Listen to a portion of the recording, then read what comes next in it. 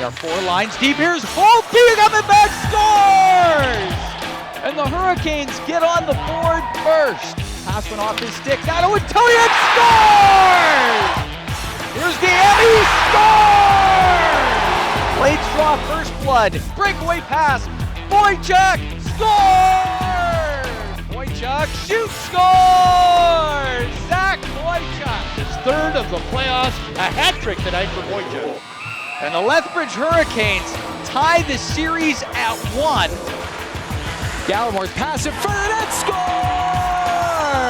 Take it into that Hurricane and he gets it to the middle of the shot, scores! Saskatoon now leads the series 2-1. Sevier to Boychuk, scores! Was strong on the puck to the side of the net, scores! This series all tied up. The coaching staff And the coaching, you bet. Well, that's where you... Boychuk scores! Wow! The Hurricanes, they get the win here on the road. Over to Zahn, scores! Tegan's on, teed it up! Play Niemi, he drills it wide, Nichols scores! It makes it 5-1 Saskatoon. Well, the Saskatoon Blades had to get a win to keep this series going. That's exactly what they did.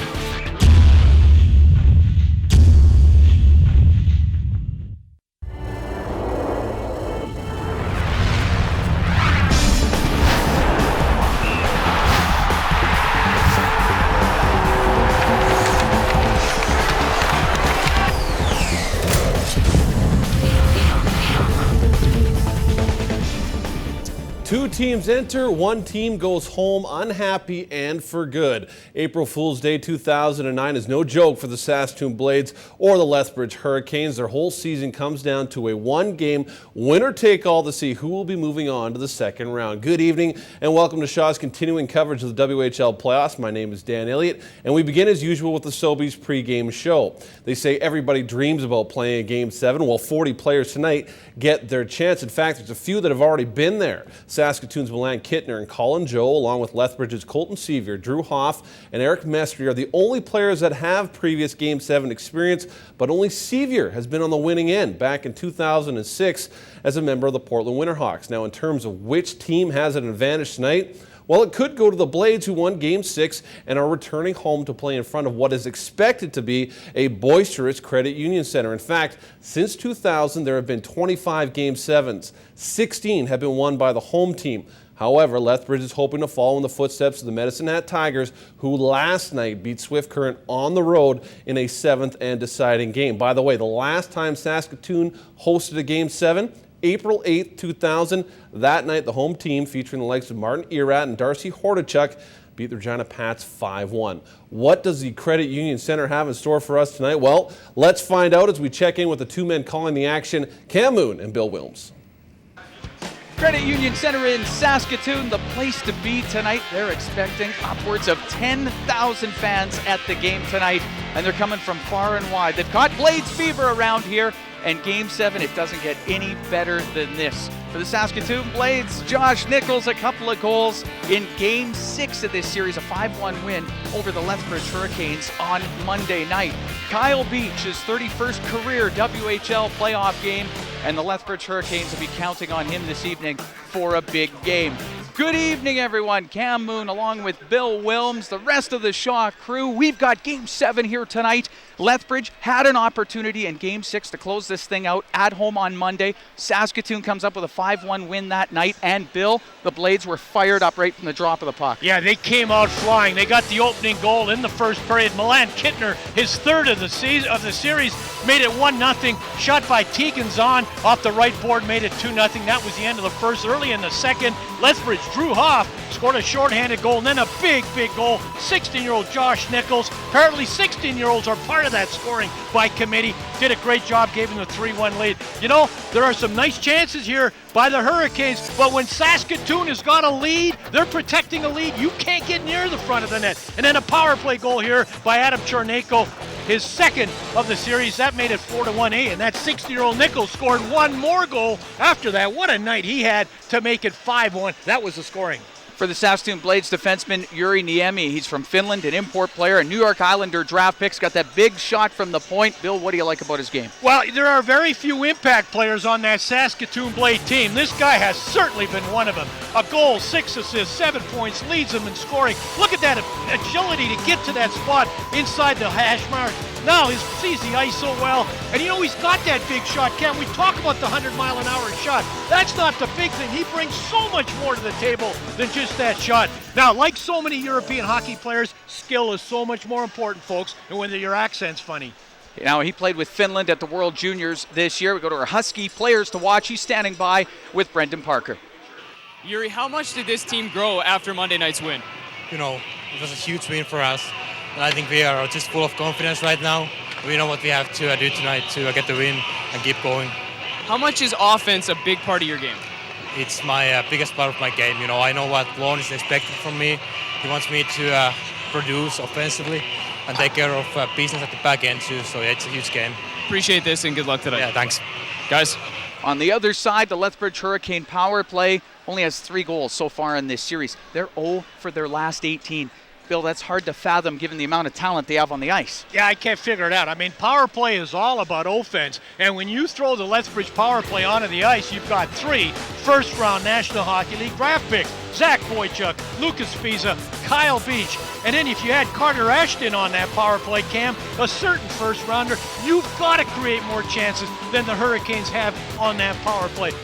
You're getting block shots. You're getting the Blades committing to keeping the play to the outside. That power play can't go south in the playoffs, folks. And it's going to have to be a factor here tonight, I think, for the Hurricanes to win Game 7. Go to our Husky players to watch for the Lethbridge Hurricanes. He's got 20 career playoff points. Defenseman Ben Wright standing by with Brendan Parker. Ben, as a leader in that room, what's the mood like in that dressing room? It's very exciting right now. We got some nerves, but we talked about before the game that we got to channel those nerves into poise, composure, and just stay in the course, and not letting those nerves get to us in a negative way. Recent struggles on the power play. How do you get rid of those tonight? Just by hard work. We're not going to do anything different. It's worked for us in the past. We just have to win the battles down low, get to the loose pucks before they do, and get to work in front of the net. Thanks for this. Thank you, guys. Waste Management starting goaltenders Juha Metsola in for the Lethbridge Hurricanes, Braden Holtby for the Saskatoon Blades. We're going to have a great Game 7 here tonight as we send it back to WHL Central. All right, thank you very much, guys. How's this for a possible storyline? Saskatoon native Carter Ashton celebrates his 18th birthday by scoring the game winner versus the Blades in Game 7. Could happen. Of course, the Blades don't want to see it. Well, that does it for the Sobeys pregame show. The drop of the puck for Game 7 between the Blades and Hurricanes is coming up next, right here on the WHL on Shaw.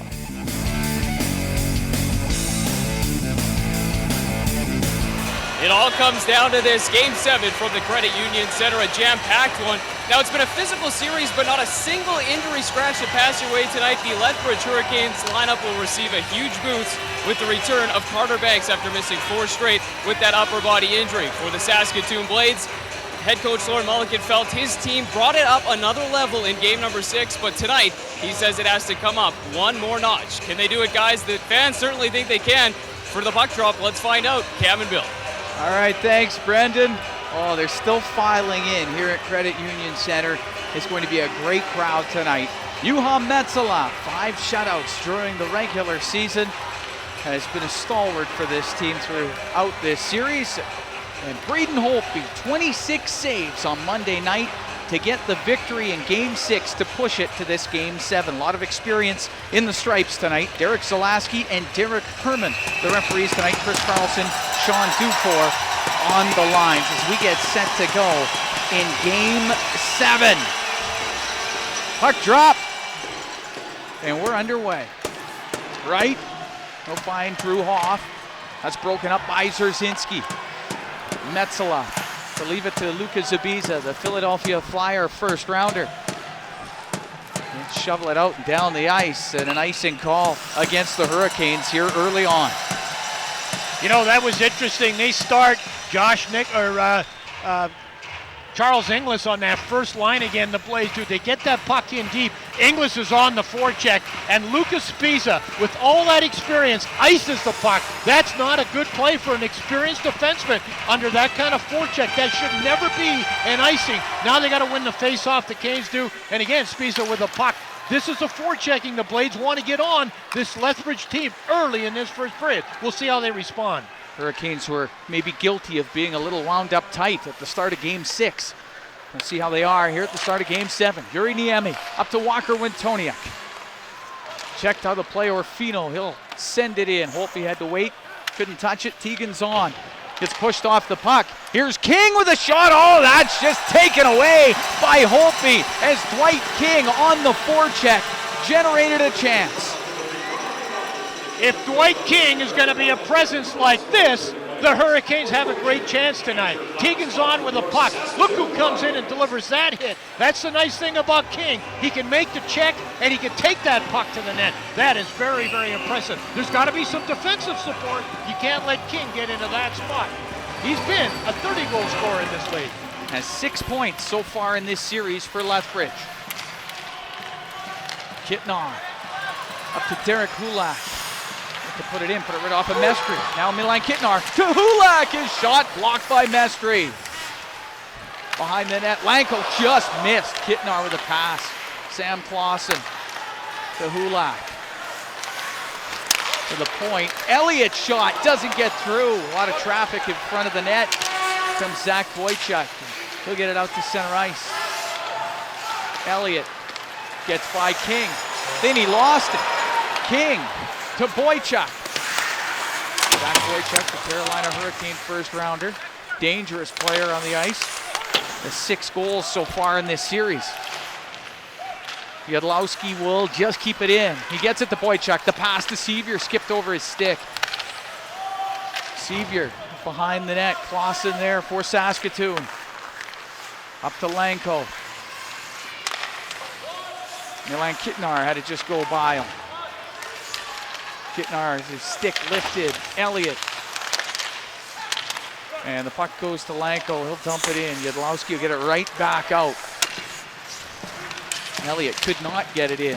That's twice. Elliott had a chance earlier to get it outside of his old blue line. This time Elliott had a chance to get it in. Unable to do so. Hey Cam, in Monday night's 5-1 loss, Michael Dick thought his team looked nervous early. And you know what happens with nerves? It leads to bad decisions with the puck. When this team is all on the same page and having fun, they almost look unbeatable. And the Canes in this series have always won the game after a loss, and we'll see if that happens tonight. Also, Cam, keep in mind, the road team in this series has won 4 of 6 games. Now, the home ice advantage has been anything but so far. What do they say? The most predictable thing about junior hockey at this level is its unpredictability. It's tough to figure it out sometimes. That's the beauty of it. Goes off the stick of Zerzinski. Right, he'll get it back in. Joe couldn't get it out of the zone. Here comes Sutter with a backhand just wide.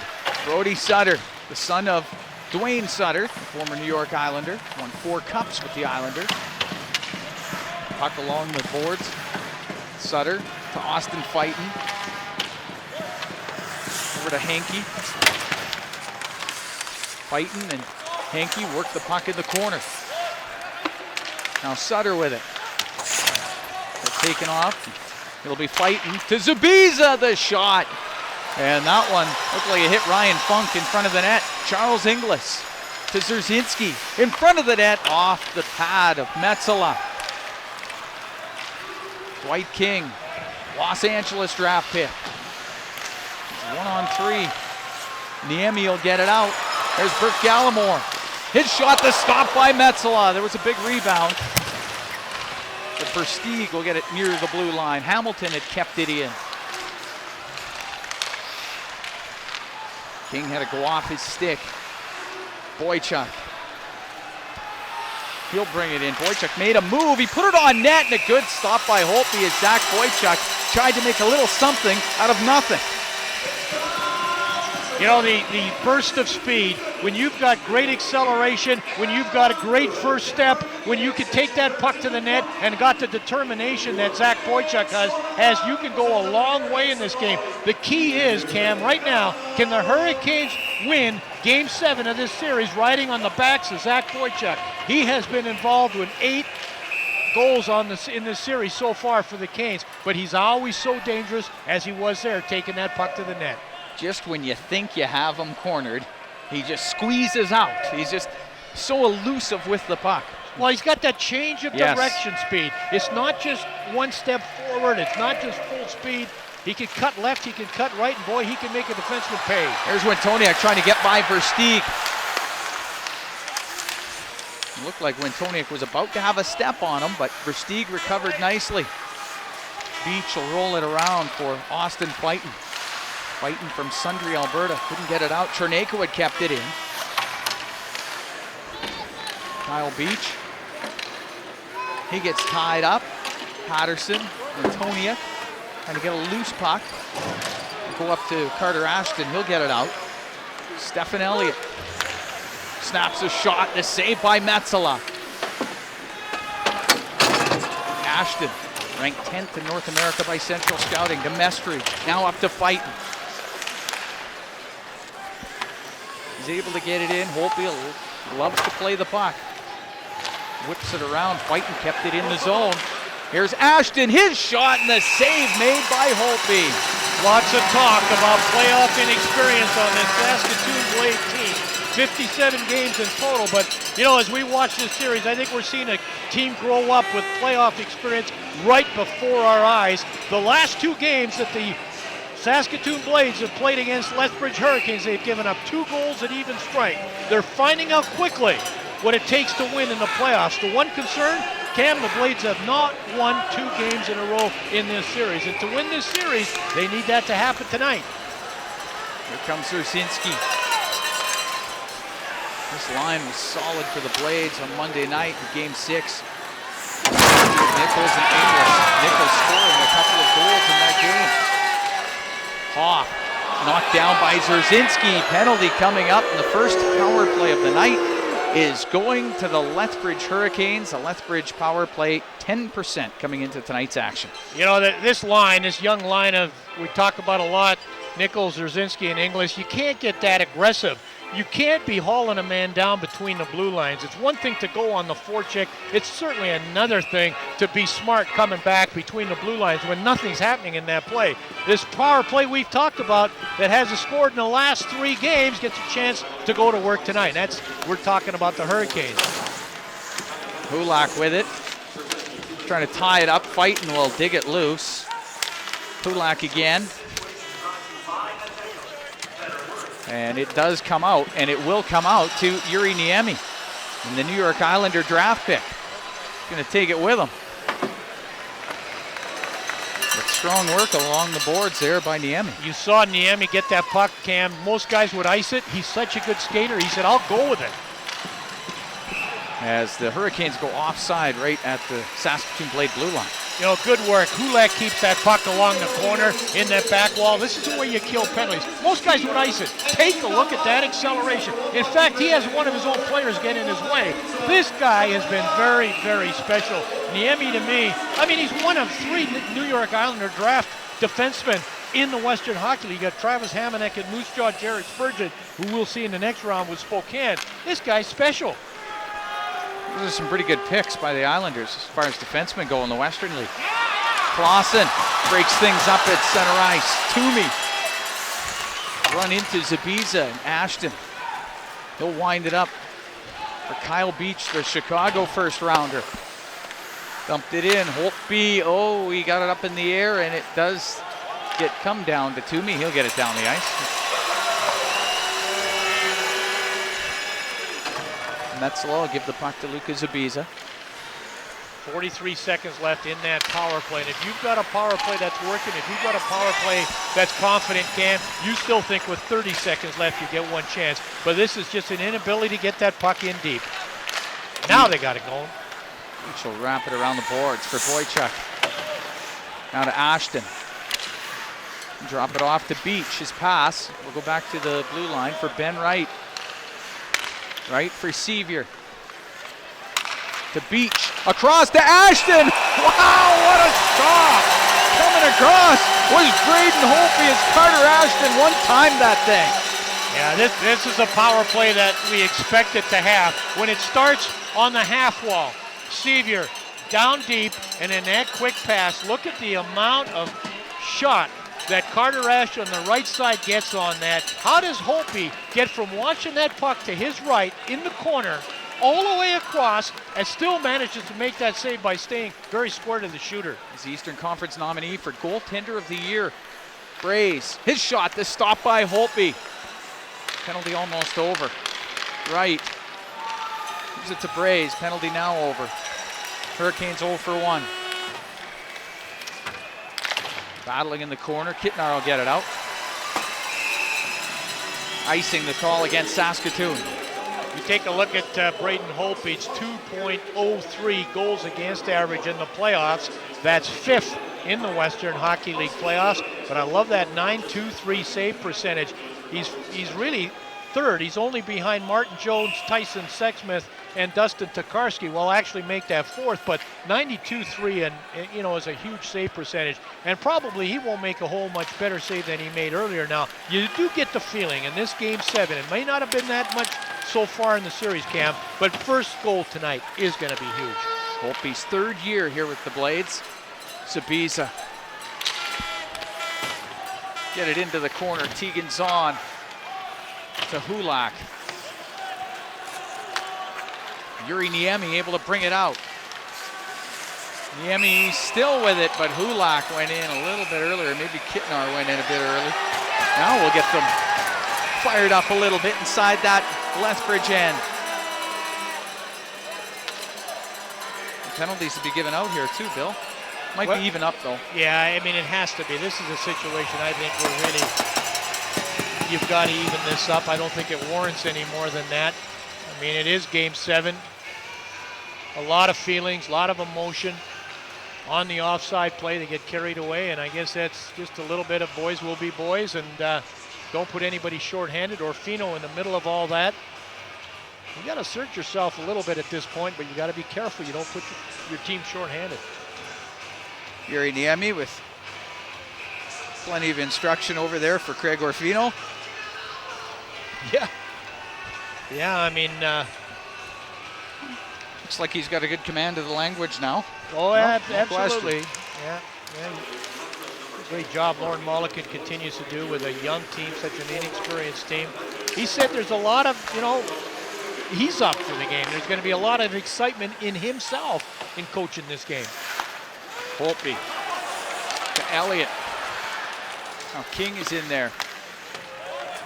Zach Boychuk, checked by Wintoniak. Stephen Elliott up the middle for Galen Patterson. Just goes off his stick. Wright, the captain of the Hurricanes, make his way out here on the 4-on-4. Over to Boychuk, just misses. King checked by Clausen.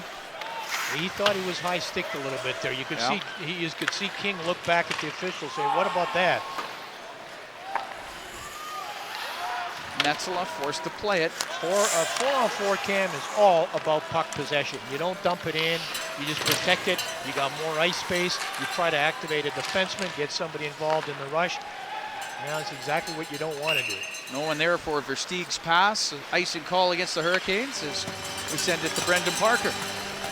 Well, you guys know about playoff intensity in a game number 7. What was the message for head coach Lauren Mulliken to his team before the game? Well, in the meeting, he said, we've all played a Game 7. We've all played in the Stanley Cup. The only difference is it was on our driveways playing street hockey. Guys, treat it the same way you treated that. Just have fun, and the rest will take care of itself. Thanks, Brendan. Here's Elliott. Shot and a stop by Metzela. Hamilton. The shot go wide. Hoff got it up the boards for Sevier. Cross-ice pass to Mestry, but it's taken away by Travis Toomey. Toomey let it go, and the stop by Metzela. Pinching in, Stephen Elliott. Curtis Hamilton. Now to Toomey. All the way back to Tegan Zahn. Zahn couldn't find the shooting lane. He had a goal in Game 6. A 5-1 win over the Hurricanes. Toomey to Elliott. Elliott just misses.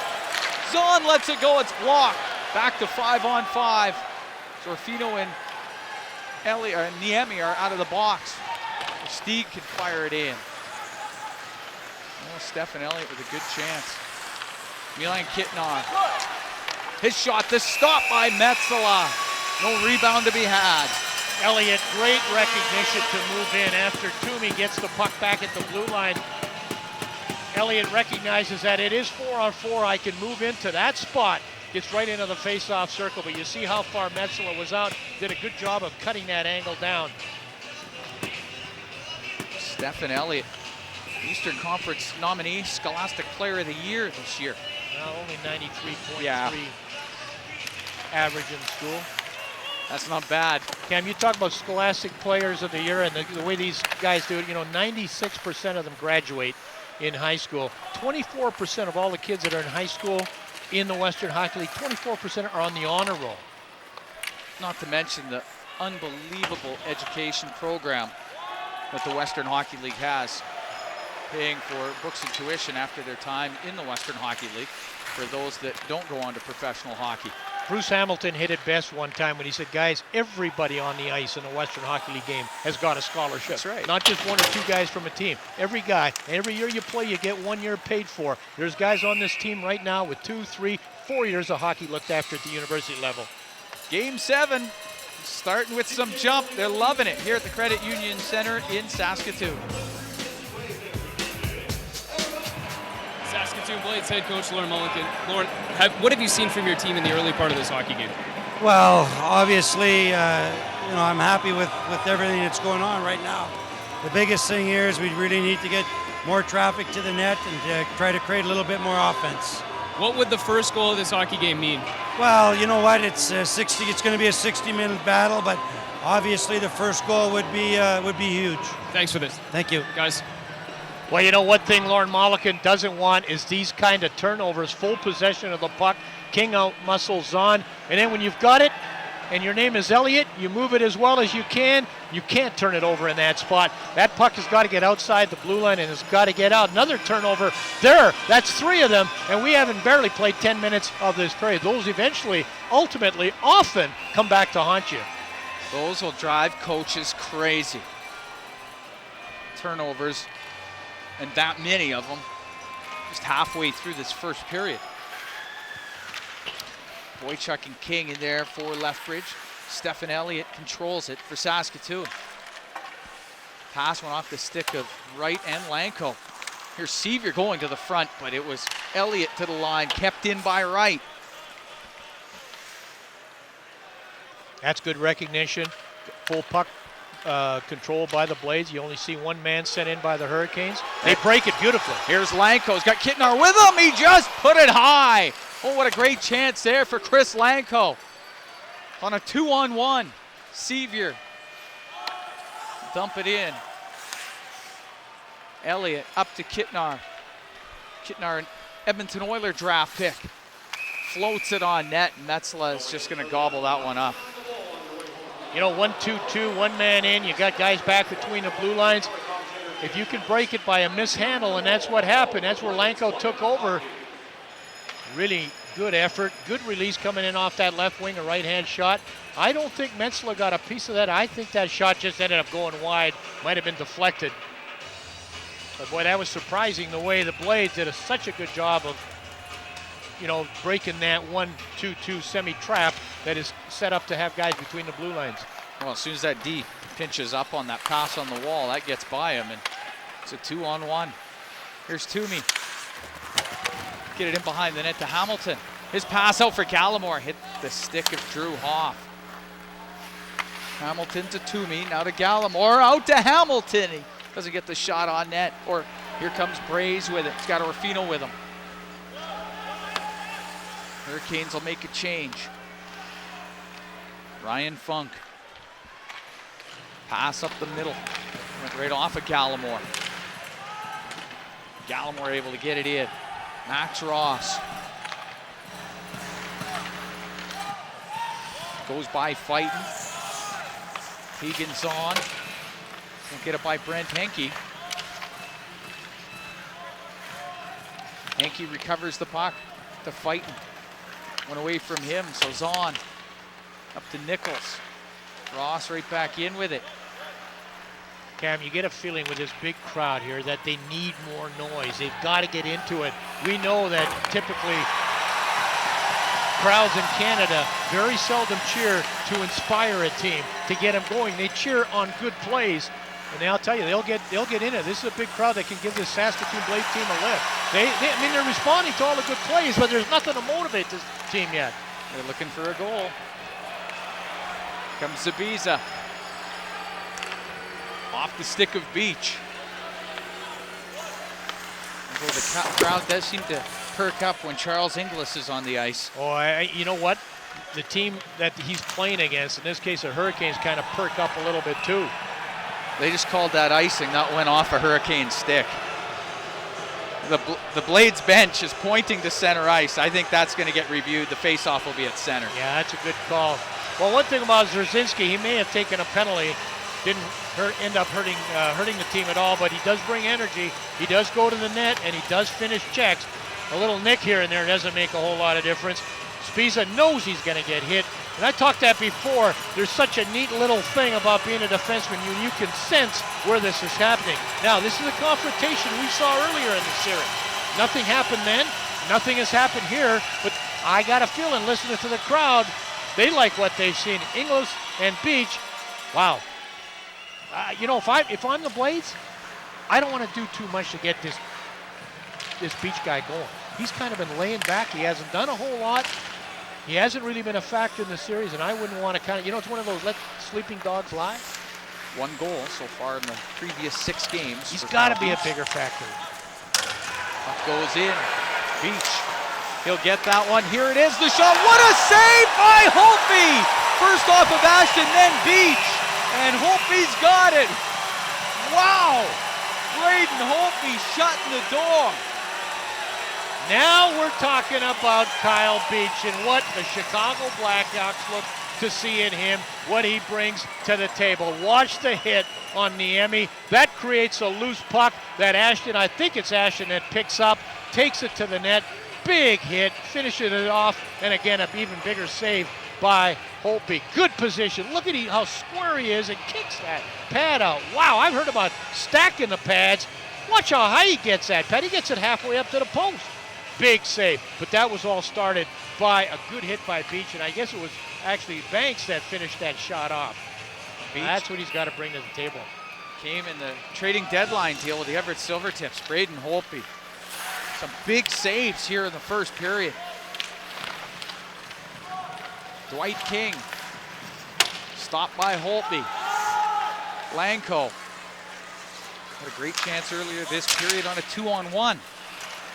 Get it into the zone. Zabiza. Got a tight little turn. Up to King. Now to Sevier.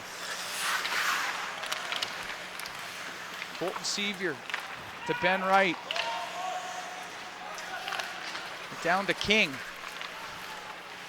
King gives it to Ross. His shot wide of the net. Sevier goes to wrap it around. He scores! Colton Sevier somehow got that underneath Braden Holtby. It didn't look like it had a chance, but it sneaks under Holtby. It's 1-0 Lethbridge. Possession inside the offensive zone by King. Back to Spiza. I think that was at number 3, Mestry. Watch the forecheck. It's kind of a mess. It's getting guys into the net area, getting people into the crease area. Boychuk leads the forecheck. How does that puck squeeze in? I'm not so sure. Holtby knows how it squeezes in.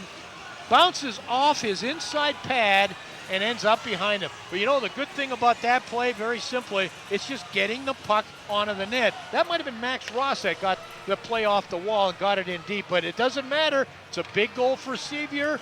Gives this Lethbridge Hurricane team a big 1-0 lead in Game 7. So Colton Sevier at 14:30 of the first period. Gives his team the lead. So a big goal by Sevier. Didn't look like it had a chance, yet somehow found its way underneath netminder Braden Holtby. That's interesting too, Cam. The nice big saves Holtby's made, and then that one kind of squeezes past him. Lethbridge 2-2 in scoring first. Now shot. King and Ross get the assist. Here's a shot by Gallimore, goes off a skate in front of the net. Braze will get it out. Colin Joe. Dump the puck in. Eric Mestry. Gives the puck to Braze. Skips it just wide of the net. Icing will be the call against Lethbridge. Well, with Sevier scoring, giving the Hurricanes that 1-0 lead, you really look for your Saskatoon Blade team to answer back next shift. Hamilton, good work in the corner, big, huge hit. Usually those hits create loose pucks. Let's see where that puck ends up going. I don't know if they get it to the slot area or not, but that's just good work in the corner after you've been scored on. Hamilton, he's going to have 3 full seasons in the Western Hockey League before his name is called on draft day because of that late birthday. He's had a real solid season here for this Saskatoon Blade team. By the way, wears the same number that his dad, Bruce Hamilton, wore. Bruce says the days of play wrestling with his son are over. I bet. At that size, he says, I got no chance. Bruce, a former Saskatoon Blade and now the current owner and general manager of the Kelowna Rockets. Cherneyko. He's got to be a proud father. Well, so. Curtis Hamilton's a great player. Here's Cherneyko, the shot. Stopped by Metzela. Ashton went to roll it out. Went off of Niemi. Cherneyko. Get it into the slot. Rips it, and the save made by Metzela. As Adam Cherneyko gets a hard shot on goal. You know, you take that puck from the half wall, as Cherneyko does, but he doesn't get as deep as he'd like to on that play. He's forced out. Again, good defense by the Canes forces him to take that shot from maybe a little further out than he would like to. Metzela with a good save again. Great positioning. Playoffs last year, he was 12-6. This year, 3-2, 2.40 goals against average. And when you're a guy like Metzela, and being small at 5'10", Cam, 165, he's got to have good vertical mechanics. He's got to be large when you're 5'10", so from the upper body up, he covers a lot of nets. He's been doing a pretty good job of that. Played 53 games in the regular season. He was 25, 21, 3-2. Joe up to Hamilton. Fights off the check, gets a pass to Bert Gallimore. The snap, the shot went right off of Ben Wright. And he forced them. Boy, I'll tell you, when you have good gap control, you force a player to make decisions a little quicker than he'd like to. Ben Wright was in a perfect spot with his gap control. Diffused that play beautifully.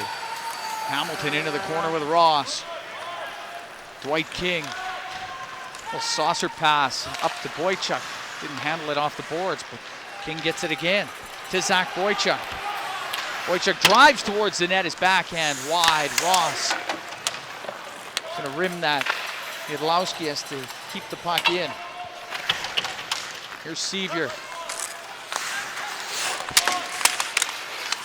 Gonna get it down in behind the net for King, but Stephen Elliott.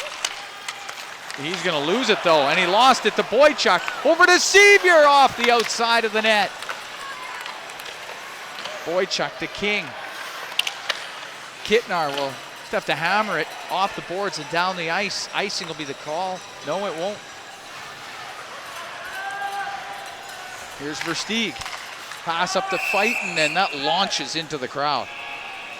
Well, you don't want to pick on anybody, but I think this might be another turnover by Stefan Elliott. But this is a line of King, Sevier, and Boychuk that was dynamite the other night in this building. Watch the forecheck. There's the forced turnover. just can't make that play as it goes to Boychuk. Boychuk normally would have shot, decided to get it right back to Sevier. And again, Holtby, I don't know if he got a piece of it. Whatever Holtby did on that play positionally, he did force Sevier to go behind the net. And once that puck went behind the net, it was not nearly as dangerous a play. Cam, the turnovers just can't happen if the Blades want to win this hockey game. Shades of Game 5, is it not? The way that line has been playing here. Exactly. Lethbridge came into Saskatoon, won Game 5 by a score of 3-1. Austin fighting. Runs into Zahn. Niemi to Zahn. Zahn, a Chicago draft pick, to Darian Zerzinski. Metzela somehow snuck it past Inglis. He got it up on the glass. Pass up to Cherneyko. Off, lost an edge. Here comes Cherneyko, and his shot went off of Mestry. Patterson.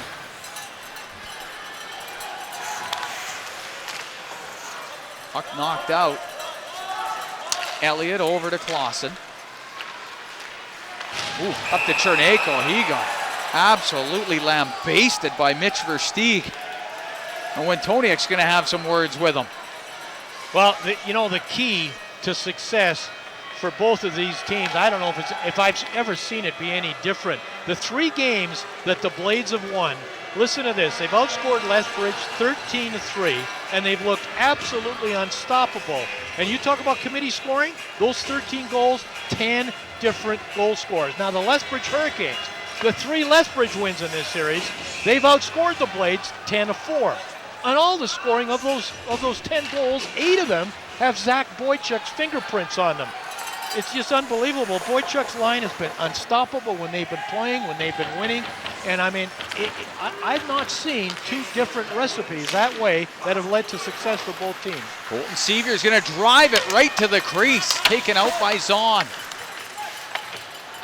Well, you're right, Bill. When this line for Lethbridge is going, the King, Sevier, Boychuk line, that's when they've had their success. And when they're good, they're unbelievable.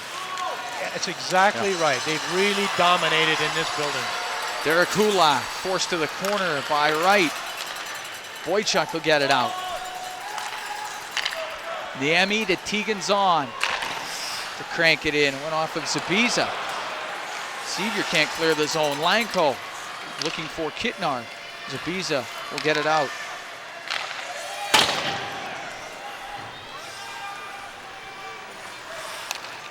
Up comes Zabiza. He finds Boychuk. And it goes just wide of the net. As the Lethbridge Hurricanes start off Game 7 exactly the way they would have liked. They've got themselves a 1-0 lead after 20 minutes of play. A good start for Lethbridge as we send it to Dan Elliott. All right, welcome back to WHL Central. Thank you very much, Cam. Coming up in the first intermission, it is Inside the WHL with Scott Rintoul, where we will have highlights from last night's Game 7 between Swift Current and Medicine Hat. Blades forward Milan Kittner will be our ringside guest, plus we will have complete highlights through 20 minutes of our game. So stick around. You're watching continuing coverage of the WHL playoffs only on Shaw TV.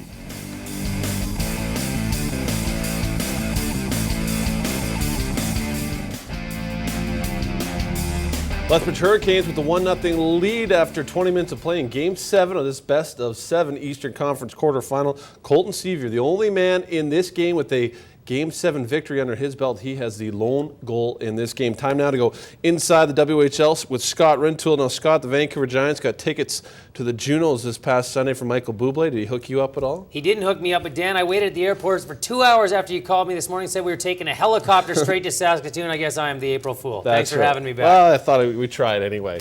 Easy target. Yeah, I guess I am. All right, well, let's talk about this game here in terms of obviously a big one. Game 7 looked a little tentative at the beginning, but obviously a huge goal for Lethbridge. Yeah, a huge goal for Lethbridge, and you're right. It was a very inauspicious start for both teams in this game. Nobody wants to make a mistake. It's Game 7. You mentioned it there with Colton Sevier. Not many of the guys on either roster have any Game 7 experience, and only one person has a Game 7 victory. So everybody's a little tentative off the hop. You could see a little emotion is creeping in. You saw that when Niemi and Orfino both went to the box. Their players want to be on the edge, but everybody's afraid to cross that line. You don't want to give up that crucial power play. However, now that there is a goal in this game, I would expect things to open up a little bit. One team has just 40 minutes left, potentially, if there's no overtime in their season. You got to go for it at some point. Yeah, right now it's that Sevier, Boychuk, and King line that's doing the best work out there, and not like we should be shocked about this. No, we shouldn't. And Boychuk's been the best player in this series. Maybe not every single game, but when the time has been at its biggest, Zach Boychuk has risen to the occasion. Though there isn't a lot of Game 7 experience, there's a lot of big game experience in Lethbridge. Not only in those top guys who were there with the Lethbridge run last year, but again, I know we've mentioned his name ad nauseum. Kyle Beach is a guy who's had some big game experience in Everett because they had a couple of lengthy runs in the playoffs during his tenure there. Yeah, and you got Drew Hoff and Eric Mester last year with Tri-City, went to a Game 7 versus Spokane. So you got a ton of experience there. Obviously, we'll continue to watch this and see how things play out. Let's move on to the series that finished up last night. It was Swift Current and Medicine Hat. And, well, for the Tigers, they were down 3-2, but roared back and got the big series victory. Well, we talked about how well they played in Game 6, Dan. They carried that over into Game 7. And you look at the shot totals from this game, and you say, well, Swift Current did everything in their power to get a victory here. But Medicine Hat, as you can see by these highlights, got off to a good start, and they rode that good start to a 4-1 victory. The story of this game for me, and probably for most people who attended it, is Ryan Holefield. He stepped up to the plate big time at the end. We talked about this earlier this week, Dan.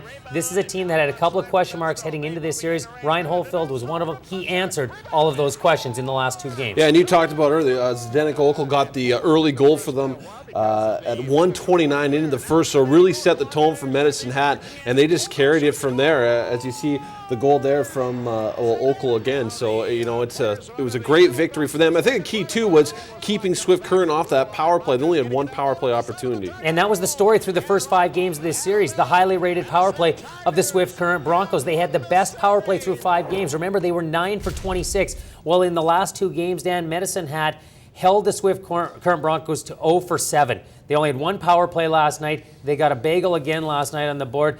But this is a situation where I just think you have to compliment the team that won. Often we look for what did the losing team do to lose the game. I think this is a situation where Medicine Hat went out and won it. Swift Current has nothing to hang their heads about. They put 40 shots up in a Game 7. Ryan Holefield stands on his head. Just give some compliments here to the Medicine Hat Tigers. Yeah, and a ton of experience there. When you got guys who've been in a Game 7 before with Ennis and Bosch, obviously Willie Desjardins, they went through 2 Game 7s in 2007 Memorial Cup final. You have just a ton of experience, and the fact of the matter is that nerves shouldn't be a big issue for a team like that. And for the players who don't have that experience, Dan, sometimes their playoff reputations are simply forged in big games, and Holefield is a perfect example. Through the first 5 games, he would probably tell you he wasn't on top of his game night in and night out, but the last 2 games, he stopped 61 of a possible 62 shots. His confidence must be extremely high heading into round 2. They don't know who they'll get, Dan. They don't know whether it's Brandon or Calgary, but they're heading somewhere. Absolutely excited to see it. All right, you're sticking around. We're going to take a quick break, but first, WHL Central pleased to recognize Cal Tire as a Western Hockey League prestige partner. After the break, we'll talk. We'll give you a little Western Conference playoff preview between those 2 matchups between Vancouver, Spokane, Kelowna, and Tri-City. That's coming up right here on WHL and Shaw.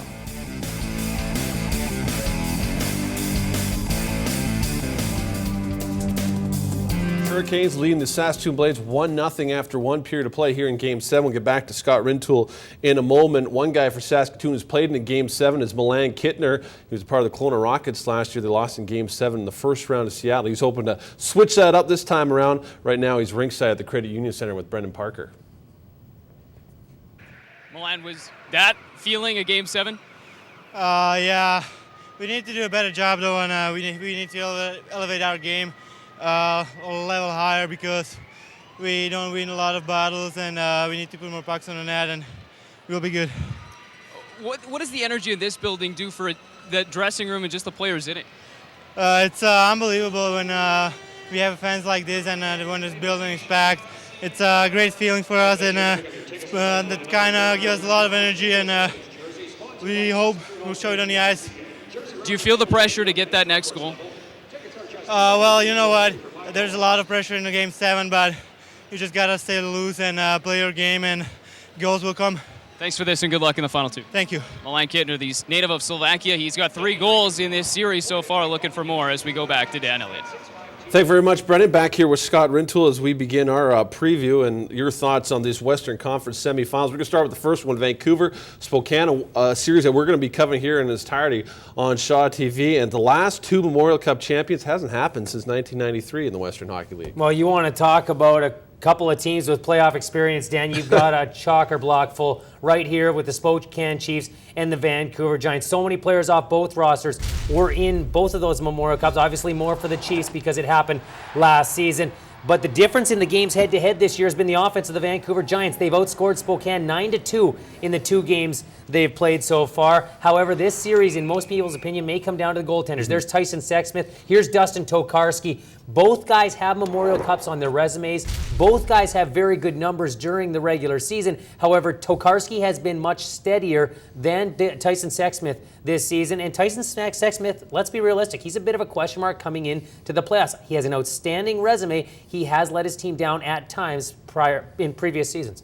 In previous season, but you got to give the guy credit. He does have a Memorial Cup. He was 4-0 this year in the postseason. How much of a concern, or maybe even a factor for the Spokane Chiefs, all the injuries they have on the back end, do you think will play a factor in this series? Well, I think it plays a major factor, certainly because Spokane has been offensively challenged this season, and second of all, because Vancouver has scored so well against them. It puts that much more weight on the shoulders of Dustin Tokarski. If there is a guy who can handle the burden, it is Dustin Tokarski. But Vancouver comes at you in waves. They're a well-rested hockey team. They can get scoring from each of their lines. And what impressed me about Vancouver in round 1 was not the play of their top players. It was the plays of those secondary players, the guys like the Lance Bomas, who were outstanding in that first round. So the injuries on defense certainly are going to factor into this series for Spokane. And just to get back to Tyson Sexsmith for a second, I'm not trying to put the young man down. What I am saying, though, is if you have to give the goaltending edge to one team, you're going to give it to Spokane right now because Tokarski has simply been more steady. All right, you got to pick somebody. Who are you picking in this one? I'm going to take the Vancouver Giants to win this, Dan. I think they're a deeper team, and the injuries on defense, I think, are too much for Spokane to overcome. I think Giants have more balanced scoring, and I think that Spokane just doesn't have enough offense to hang with them. All right, the other Western Conference semifinal, Tri-City versus Kelowna. Great matchup. They were 2-2 during the regular season. Both teams winning 2 games on home ice. So, if home ice advantage is a big issue, Kelowna gets the advantage there. And both teams look very good in round 1. A slow start to the playoffs for Tri-City, but boy, did they pour it on afterwards in their series against Everett. Dan, look at Kelowna, though. They are the hottest team in the WHL right now coming into the playoffs, bar none. If you factor in the 4-game sweep of the Kamloops Blazers, Kelowna has won 16 of its last 17 games. This series could be a shootout, which says something because you've got a great defense in Kelowna, you've got great goaltending in Tri-City, but you've got 2 of the top 3 offenses in the Western Conference going head-to-head. Well, that one offense in Kelowna, a question mark in terms of Michael Backlund. He was injured coming into the playoffs, and he got injured again in that first round versus Kamloops, lower body injury. Do you think that will be a factor for the Rockets? Well, certainly when you have a high-end player like Michael Backlund, if he's not in the lineup, it's going to hurt you. But they haven't relied on Michael Backlund's scoring. Colin Long's been great. Jamie Benn, we talked about him last week. He's been simply outstanding when it's come to the postseason. 21 career points in 11 career games. He has not missed the score sheet in any game. So there's still plenty of high-end talent there. But Michael Backlund certainly reinforces things for the Kelowna Rockets. Pick a winner. I'm going to go with the Kelowna Rockets in this. I think the goaltending is better in Tri-City, but I think the defense is better in Kelowna, and I'm going to go with the Rockets. It's going to be an all-BC Western Conference final. Yeah, that would be fantastic. Of course, Tyler Myers has been fantastic throughout the postseason for the Rockets. One final note tonight, congratulations to Brian Kilray, coach of the Ottawa 67s, coached his final game the other day, his team losing in Game 7 to the Niagara Ice Dogs in the OHL playoffs. I mean, what can you say about Brian Kilray? All you can say is he leaves behind a legacy of excellence in the CHL. He's affected so many lives of young men, not only those who've gone on to play professional hockey, but those who've gone on to far more careers. The lessons they've learned under Brian Kilray are those that they'll use for the rest of their lives, Dan. Here's a guy who, in the early 80s, tried the assistant coach thing in the NHL. It didn't work out for him. It wasn't the proper fit, so he dedicated his life to junior hockey. I tip my hat, and I'm sure many others across the country do as well. Absolutely. CHL Coach of the Year award named after him. Well, thanks for doing this, Scott, and we will see you Friday night at the Pacific Coliseum for Game 1 between Vancouver and Spokane. Live on location. I'll be there. Thanks, Dan. Absolutely. All right. Well, for all your score stats and so much more, make sure you check out the league website at WHL.ca. Lethbridge Hurricanes leading 1-0 after after one period to play. It looked good when we flip like that. In Game 7 here of the Eastern Conference quarterfinal. It's an improvement, I know. Looks like Max Headroom. Absolutely. Let's send it back to the Credit Union Center and rejoin Cam Moon and Bill Williams.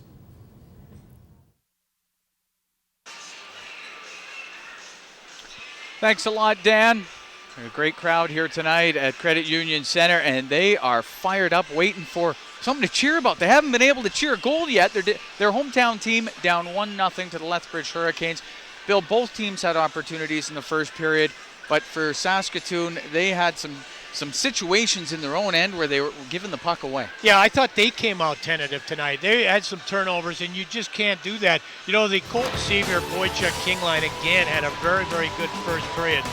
Carter Ashton on that turnover gets a shot from a good distance out, but this is Sevier with a lot of work. You saw the Elliott turnover, Boychuk over to back over to Sevier. A very nice cross-ice pass with a shot. And, Beach a little more effective offensively. That led to this scoring chance and probably the biggest save that Holtby made in that period. And you get the cycle going, back to the point. Again, just good forechecking. This is a goal. When you get the overhead look, it's not a very pretty goal, but two whacks at it. Colton Sevier, the first wraparound, Holtby makes the save. And again, if puck comes back to him, about a 2-foot little rebound back towards the back wall. And again, he throws it into the crease area, and it bounces off Holtby and in the net. First period summary, Colton Sevier gets his second of the playoffs, a perfect bank shot. And Dwight King, Max Ross pick up the assists as they have come from all over to see this game tonight. And they're hoping for their hometown Blades to get back in it, but Lethbridge has played so well. When we come back, second period action. Fans pulling out all the stops here this evening. They got the towels going here tonight, Bill.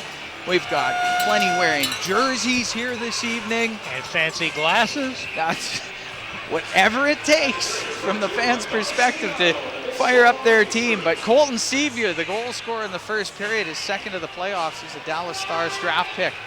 And that has been it in the first.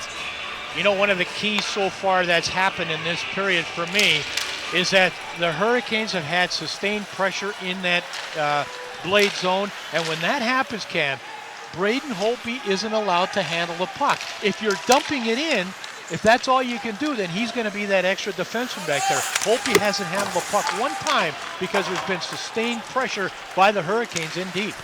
Hoff able to get it in. There goes Braze. Braze comes up with it to Drew Hoff. Now to Craig Orfino. Hoff, dump it off for Orfino. He gets rubbed out on the boards by Colin Joe. Give it to Ryan Funk. Pass up to Curtis Hamilton. Now to Burke Gallimore. Gallimore had it knocked off his stick. Lucas Zabiza will lead a rush. But Sevier now to King. King in front of the net, and that one goes right through the crease. Milan Kitnar played with the Kelowna Rockets last year. He gets taken off the puck by Mitch Versteeg. Gets centered by Niemi. Mestry will get the puck around for Dwight King. King with an assist on that opening goal. Now has 7 points here in this series. Versteeg, he'll let it go, scores! Versteeg shot it. Redirected by Sevier. And it's 2-0 for Lethbridge. It wasn't a part at all of the goal, but earlier, Spiza with a great defensive play in his own zone, got that puck all the way out. This is later on in the shift. That's the pass around Niemi back to the point. He doesn't get it out.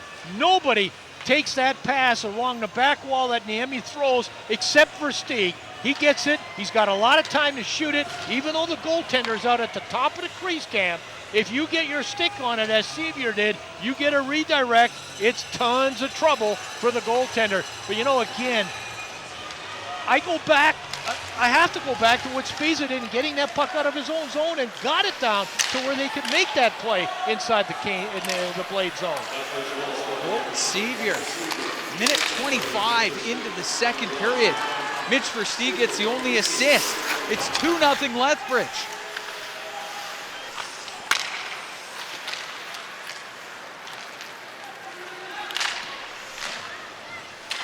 to center ice, Elliott.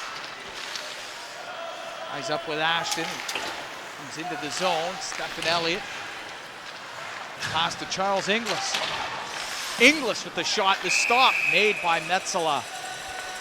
And Metsala going to hold on to that.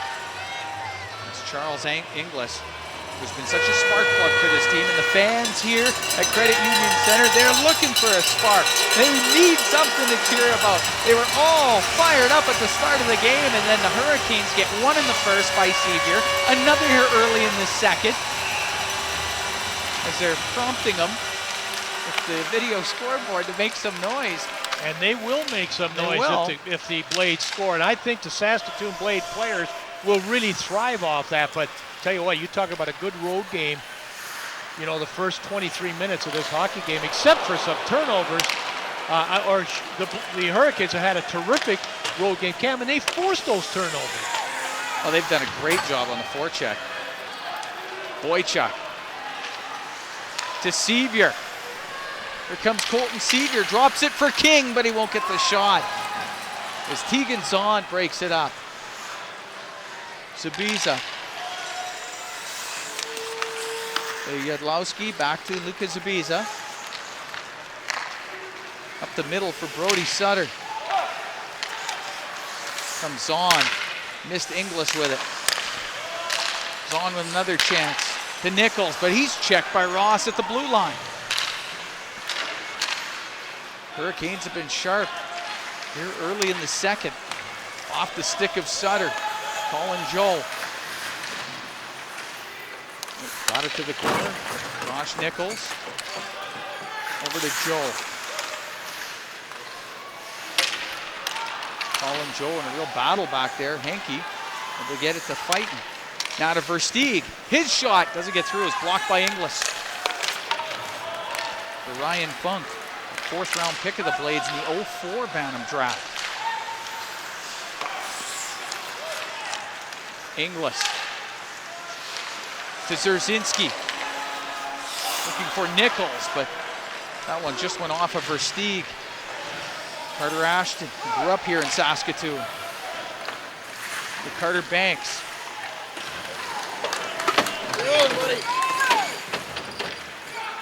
Along the boards, Kyle Beach behind the net for Banks. Puck taken away, and Zerzinski right out to center ice. Ben Wright will just fire it right back in. Boy, the Blades are having a hard time completing passes. They've got to make sure. You know, we talk so much, players do it, coaches and NHL people, making the first pass. You got to make that first pass out of your own zone. Look at the Canes take over. Zabiza will find Ashton. Hit the stick of Toomey right. He'll pitch into Ashton. He just missed him with a pass. Gallimore. He'll come out with Toomey. His shot blockered away by Metsala. Carter Ashton lets it go, and the save made by Holtby. Bringing it out is Gallimore. He's got Toomey with him and Hamilton. Here's Hamilton. Back to Gallimore, but he missed him with the back pass. And Drew Hoff can bring it away for Lethbridge. Cam Braze. Puck goes to Clausen. Pass to Hamilton, now to Toomey. Toomey makes the move on Versteeg. Oh, he just misses, putting it upstairs. Puck tipped in front of the net. Another good chance there for Toomey. Chernenko to Wintoniak, to Chernenko, just misses. Patterson to Chernenko, now to Wintoniak. Gives it to Stephen Elliott, the shot saved by Metsala, it's under him, and he'll hold on to it as this line for the Blades gets something going. Cam, the turnovers happen at both ends of the ice. This is Curtis Hamilton, full possession goes in. Who does he give it to? Nobody. That's Drew Hoff, picks it up and gets it out very easily. This is Toomey, big 6'5", taking it to the net. That was a good opportunity. Metsala made the save, and then another big save right at the end by Metsala. He's been real solid. He's been in super good position, and talked about this before, a very confident goalie right now is Juha Metsala. The Blades get some chances there. The last time the Hurricanes had a Game 7, was in the conference final in 90-91. They won 4-3 that series over Medicine Hat Tigers. They went on to lose the Western Hockey League Championship that year to 4-0 to Spokane. You know, the Hurricanes closed out 3 series last year, Cam. They won it, 3 times, and every one of the 4th games were won in Lethbridge.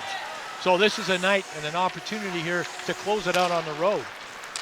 Saskatoon hasn't been in a Game 7 since 2002 when they lost to the Brandon Wheat Kings. Dwight King put it on goal. Good stop by Holtby on a nifty backhand. Zubiza gives it to King. King can't work it into the corner. Milan Kitnar gets in the way. Now it goes to Sevier. He's got both goals for Lethbridge here tonight. To Luka Zubiza. Picked off by Kitnar. The middle through the skates of Niemi. Derek Hulak to his own end for Tegan Zahn.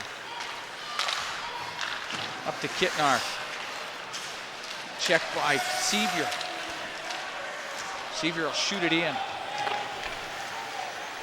Well, again, the big line did their thing out there, didn't they? I mean, they don't always get scoring chances, but King, Sevier, and Boychuk have been tough to, get them back in their own zone. Icing the call against Saskatoon, and that line has been good for the Hurricanes. Of course, it has both goals here tonight. Dwight King, backhand, nice little slide through.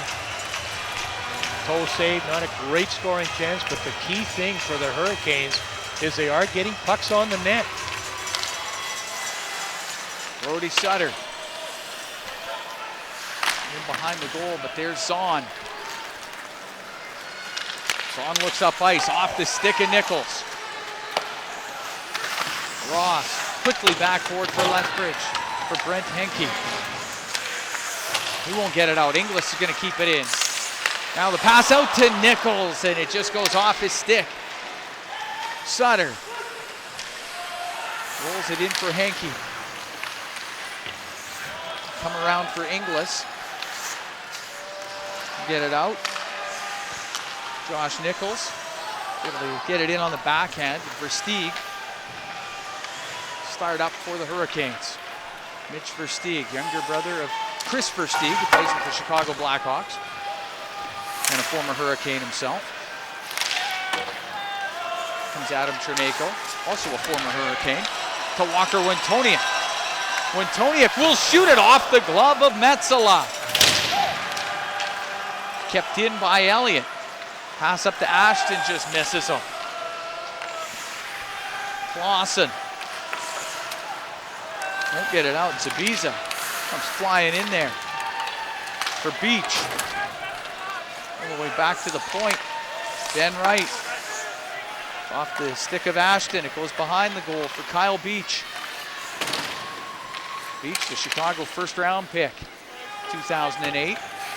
Carter Banks hasn't played since game 2 of this series. Been out with an injury, but back here tonight. Icing waved off. And shot around by Lethbridge. Zabiza.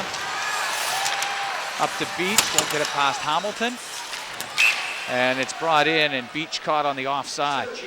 Zach Boychuk calls Braden Holtby one of the flashiest goalies he's ever seen. He's been playing against him since he was 10 years old.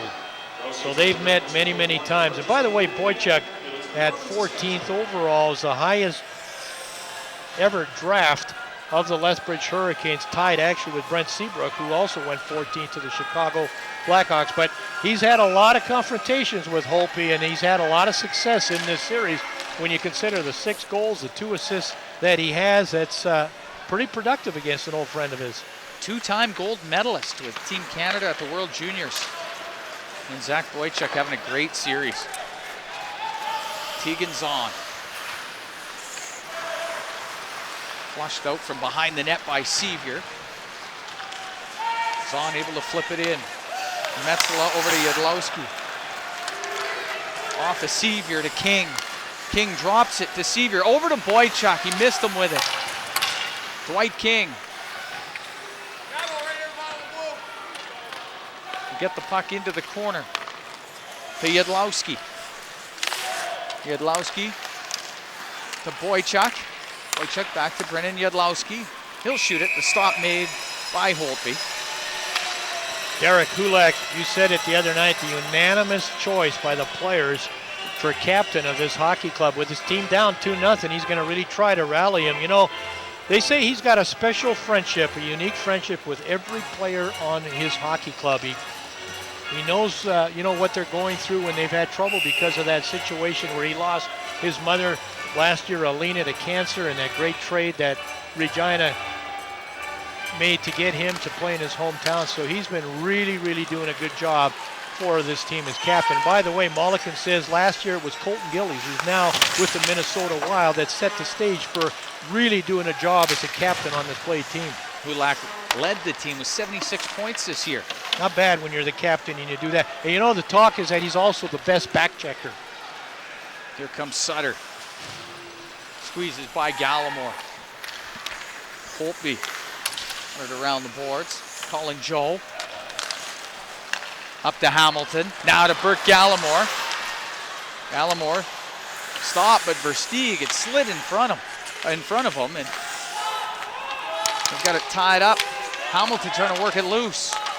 To the point. The shot by Joe misses.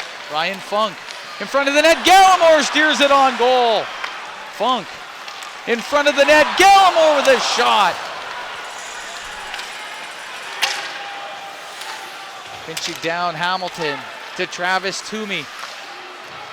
Knocked down by Hankey. Mestry up to the point. Funk came in and couldn't keep the puck in, but he ran over Austin Fighton. And it's icing against Lethbridge. Well, the Hurricanes get one in the second. They're up 2-0 here in this second period. We'll be right back. On the Hurricanes bench with head coach Michael Dick. Michael, how important is it to come away with out of this second period with the lead now? Well, I don't think we're really too focused on the lead or anything like that. We're just focused on the next 10 minutes here, winning this face-off and getting the momentum back. How have you been able to hold the Blades at bay?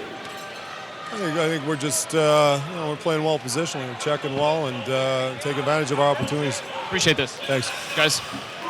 Okay, Burke Gallimore is still looking for his first goal of the playoffs. A nice pass from Funk to Gallimore in front. Funk stays in there. Gallimore another chance, but that's just really good checking by the Hurricanes. That might be as close as the Blades have come to maybe what would be called any kind of a good scoring chance in front. Toomey in there working it hard. And again, the Canes do a real good job of keeping that puck outside. Patterson had to go off of him. Funk will keep it in. Mestry around to Hankey. And just get it out. Colin Joe off of Brent Hankey. Came over to the Hurricanes in a deal with the Edmonton Oil Kings. Now Patterson, the shot and the stop by Metzela. Wintoniak. He's in there on the forecheck, but it comes around to Zach Boychuk. Boychuk. That angle shot and the stop made by Holtby. You know, not a great play by any stretch of the imagination, but when you feature Zach Boychuk, you see him so much with that burst of speed. This is just full out speed. You see him in tight quarters when he's so quick, Cam. He does so many little things in those tight turns. That's just what we call straightaway speed.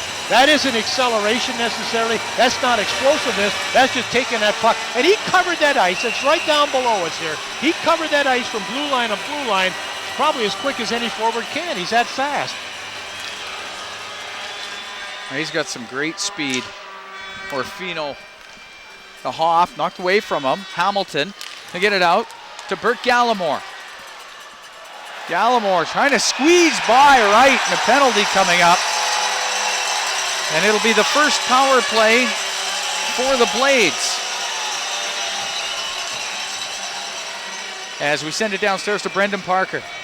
Well, guys, the message on the bench for the Lethbridge Hurricanes, it was a calm one for his troops, for Michael Dick saying, we have to be refocused right now. We have to calm down, make sure we work together, and make sure we're making crisp passes out of our own zone, and that the final 10 minutes of this period were huge. That was the message to his team on the bench.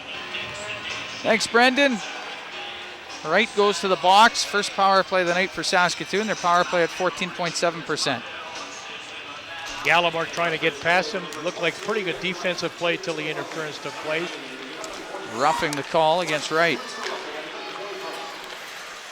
They work it around. Hulak to Elliott. Now to Hulak. Stefan Elliott to Yuri Niemi. Chris Lanko is able to come out a bit to Niemi. Thought about that one-timer. Now to Lanko. His shot off of Zabiza and over the glass. You know, again, they've done a nice job, I think the Hurricanes have, of not letting Niemi get many shots. You know, when you shoot the puck 100 miles an hour, as he does, you take a look at the flex the shaft of the stick, those composite sticks with that different flex shaft. Brett Hull, one of the best shooters, had a 65, Cam. It's a full whip. Zdeno Chara, Boston, has a 130. That's like an iron shaft, and Niemi somewhere in between that because he can really rip it. Second year here with Saskatoon Blades. Over to Elliott. To the corner, Kitnar to Lanko. Lanko to Niemi, now to Elliott. Niemi's pass for Hulak. Hulak to Kitnar. Across the net there for Lanko, scores!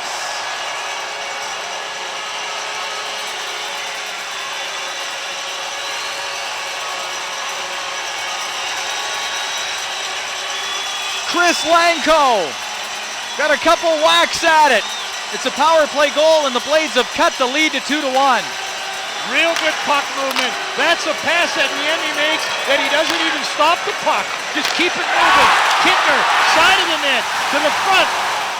Got a man in front, not too sure who that puck was going to go to, not too sure who you're going to cover. Slide it through the crease, get it to Lanko. That's the difference. Watch the guy at the top of the crease area. That's Kittner. He doesn't, in fact, pass it to him. Instead, the puck goes through the crease to Chris Lanko, his second goal of the playoff. Cam, a must, an absolute must for the Saskatoon Blades to score on that power play to get this game really into a real battle. 2-1 now with 7:13 left in the second period. 12:42, time of the power play goal by Lanko. Here's King. He'll get a chance to stop by Holtby with Toniak for Niemi. Niemi in front of the net, and it goes right through the crease. Kitnar and Hulak get the assists. King. He'll cut to the middle. Dwight King with a shot. Good save made by Holtby as Dwight King able to get to the middle of the ice and get a great chance. Yeah, that's exactly, and it's that line that answers right back amazingly. You get Dwight King into that spot, cuts, delays, waits for a little bit of traffic to build up. Not much does. His head up, doesn't know he's going to drop it. He's given that room, that's time, that space, the shot, really good positioning again by Holtby. Easy save, and I say that not disparagingly at all, but there was no traffic built up. King would have loved somebody to get in front and make a screen. Travis Toomey to Bert Gallimore, blasts a shot off the glove of Metsola. Gallimore, he'll let it go, it hit Carter Banks. Banks run over by Gallimore. Carter Ashton, cross ice for Kyle Beach. Knocked over Clausen.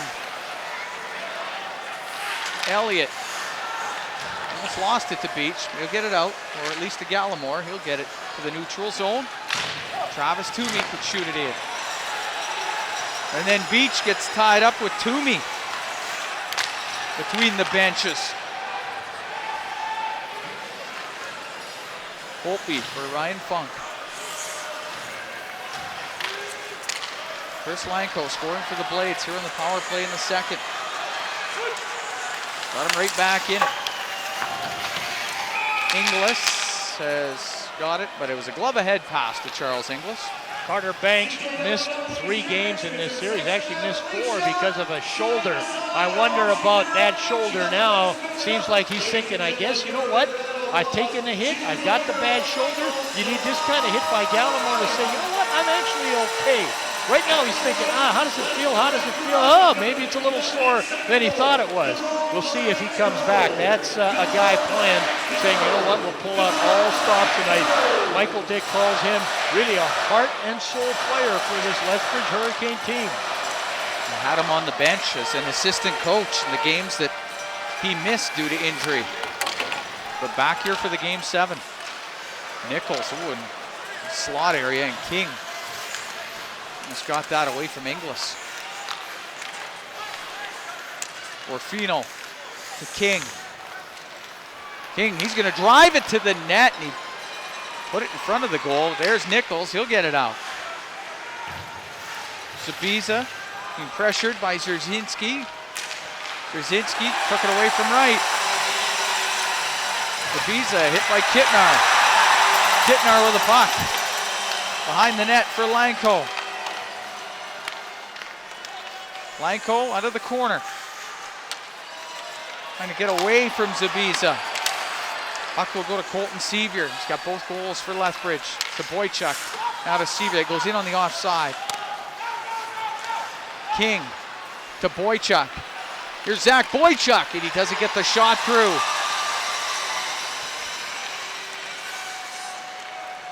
Max Ross to Boychuk, picked off by Lanko. Holtby, give it to Yuri Niemi. The Islander draft pick over to Zahn. Zahn off the skate of Patterson. Puck goes to Niemi. Adam Chernenko looking for Wintonieff, didn't get it through. Chernenko with a shot. That goes wide of the Hurricane net. Austin fighting. Dodges the hit from Colin Joe. Fighting. Into the corner with Chernenko. The crowd reacts to fighting stick coming up. Colin Joe. Rolled it up to the point. Kept in by Versteeg. Holtby to Galen Patterson. Clear the zone. Versteeg. The product of Lethbridge. We'll get it down the ice. Icing the call against the Hurricanes. Colin Joe on the play with fighting. This is what the crowd talked about. Stick up. That was Chernenko on the back check trying to get to the back wall saying, hey, how come that wasn't called?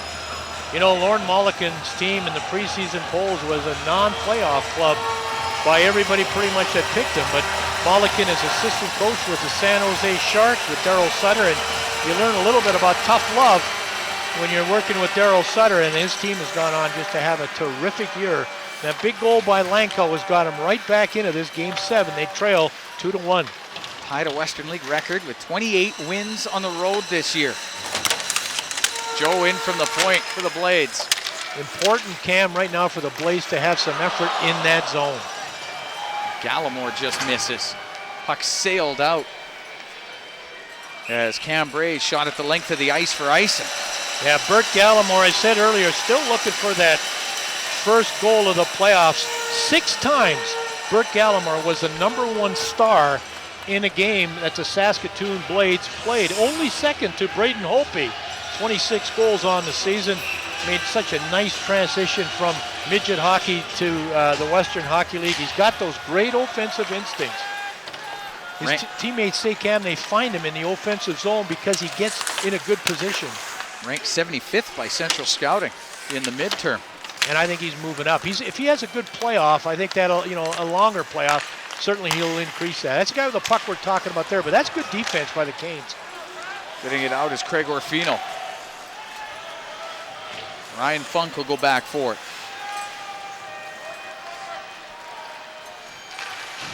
Funk with the cross ice pass. Hulak. He'll go towards the net. Hulak looking for someone. To the corner for Lanko. Not a Toomey. But knocked down by King. King's been a force in this game for the Hurricanes. Cross ice for Sevier. Colton Sevier the shot. The stop made by Holtby. Zahn. Come out with it for Saskatoon. Put it right into Eric Mestry. King to Mestry. The Washington Capital draft pick off the stick of Sevier. Zahn, wait back there. Both teams set up. Niemi off of Lanko. Nestry reverses it to Versteeg, now to Banks. Carter Banks for Ashton. Puck hacked out of the zone. Zabiza for Ben Wright. Puck will go to Elliott. Cam, it's pretty obvious why it's pretty tentative right now. Simply because with 1:12 left, if you're the Blades, you don't want to get scored on late in the period. Same thing with the Hurricanes. It's right now, it's not what you make, it's what you leave. Here's Zabiza. Lost his glove. Carter Ashton to spin around and shoot it on net, but it goes off of Elliott. Comes Wintoniak with it. Elliott's going to join the rush. Walker Wintoniak to Chernenko, and it just went off his stick. Ben Wright. At the center ice. Well, Beach looks like he was about to get into it there a little bit with Sam Clausen. Well, I said earlier, it was a case before this series started that everybody wondered how the Saskatoon Blades would get Kyle Beach off his game, and I think the question now is how can you get Kyle Beach on his game? He certainly had a better first period. I mean, I wouldn't have believed it. I thought Kyle would be a bigger factor in this playoff, and he's had a pretty good first period, so-so second period, and I've always said that I think for the Kings to advance, he's got to be maybe a little bit more of a factor. And I think he'd probably be one of the first to agree with that. I mean, I'm not saying he's not trying. It's not a case of not trying. It's a case of it's the old adage, once you showed me once what you can do, I have every right to say, show it to me more. You've showed me you can do it. Don't tell me you can't do it. You can. Well, there is a penalty being called here. No, they're not allowing the line change. That's what it is. Well, it doesn't matter. I mean, they've gotten enough time on this, 20-second little break here that you got fresh, you get your wind back to play the 35.9 seconds. Niemi. Gonna get a pass down low, but Beach be able to get it out. Boychuk pasted on the boards there by Zahn. King with it. Zahn gets in there again, and now Beach gets knocked down by Lanko. There's a penalty coming up. It's going to be an interference call against Chris Lanko. I don't care how good a skater you are, if you get taken into the boards the way Boychuk does on this play by Tegan Zahn, you are not going anywhere. On the play as it went up the ice into the corner of the Saskatoon Blades, here's a penalty, a double team on Beach. Now you watch Beach after this is over. Here's the call. I don't know if we'll see it, but he bangs a stick on the ice saying, way to go, referee, nice call. So Lanko goes to the box. Second power play of the night for Lethbridge. They're 0 for 1 with a man advantage. 13 seconds, it'll carry over, obviously, or most likely. It looked like there's some coincidentals on the back end of that. He might have. Yeah, Beach went to the dressing room. He may have got a misconduct, and it might have been for. Well, I'm only guessing. Niemi got one too, so it was 2 each for unsportsmanlike. So Niemi goes to the dressing room for Saskatoon and Beach for Lethbridge. So it'll be 5-on-4. I guess everything's been explained. I think they got it sorted out. So Lanko for interference. Niemi gets unsportsmanlike, and Beach gets unsportsmanlike as well. So no Niemi to kill the penalty, and no Beach to go on the power play.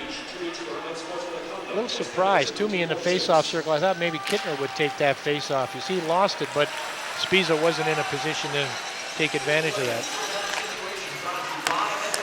He's up to Sevier, now to Ashton. Not a lot of time left. The shot go, that skipped.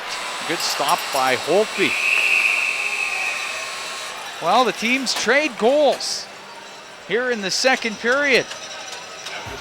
Colton Sevier gets one for Lethbridge. Chris Lanko, one for Saskatoon. It's a 2-1 Hurricane lead here through 40 minutes of play as we send back to Dan Elliott.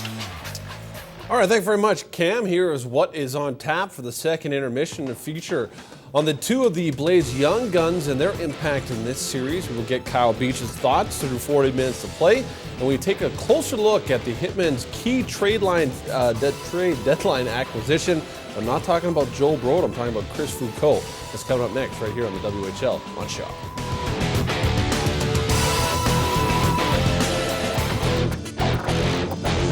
Lethbridge Hurricanes 20 minutes away from moving on to the second round of the WHL playoffs to lead the Saskatoon Blades 2-1 through 40 minutes of play. Colton Sevier, both goals for the Hurricanes. Chris Lankow scoring for Saskatoon. Keep this in mind. Every time there's been a multiple score in this series, that team has gone on to win.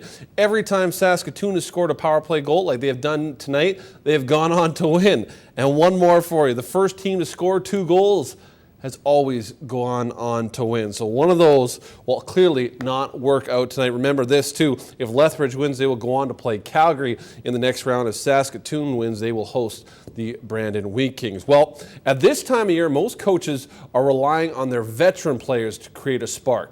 Not Lauren Mulliken. The Blades bench boss has been using 16-year-olds Charles Inglis and Josh Nichols to set the tone. The two have played a major role in this series by aggravating their opponents, playing strong in their own end, and chipping in with the occasional goal. We get more from Tara Campbell.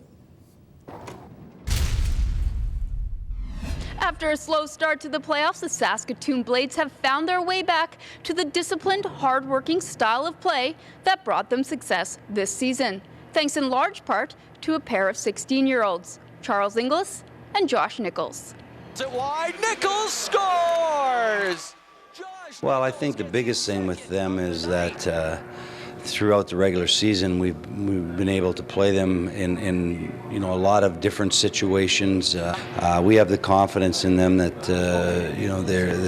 they can get the job done. They're responsible away from the puck. They both are different players, but certainly complement each other. And in the playoffs, they've given us some very valuable minutes. And there's times when they've been out against the other team's top line right at the end of their shift. So they deserve it, and as coaches, we have all the confidence in the world in them. Alongside second-year player Darian Derzinski, Nichols and Inglis have flourished. The high-octane line has indeed found a way to spark their team time and time again. We just kind of, in the dressing room, all the boys get up, and in practice, we like to have fun and show some energy out there, and then that goes into the games. We have to go out there and get hits, and everybody feeds off our energy when we make hits out there and put pucks to the net. So then the team kind of explodes off that.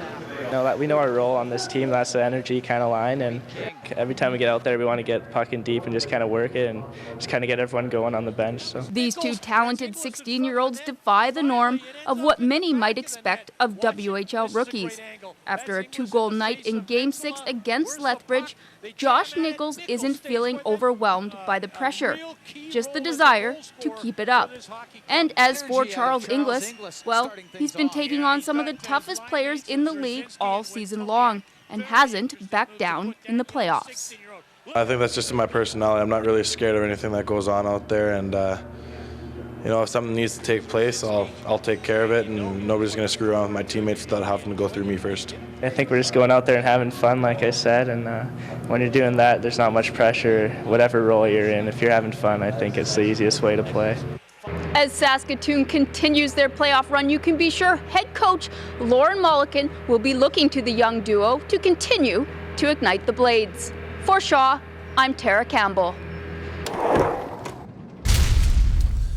All right, thank you very much, Tara. WHL Central is pleased to recognize Michael Kinghorn and everybody at Cal Tire as a Western Hockey League prestige partner. All right, time for a quick break, but when we come back, a feature on Calgary Hitman forward Chris Foucault. We'll see you in 90, we'll do it in 2 minutes time.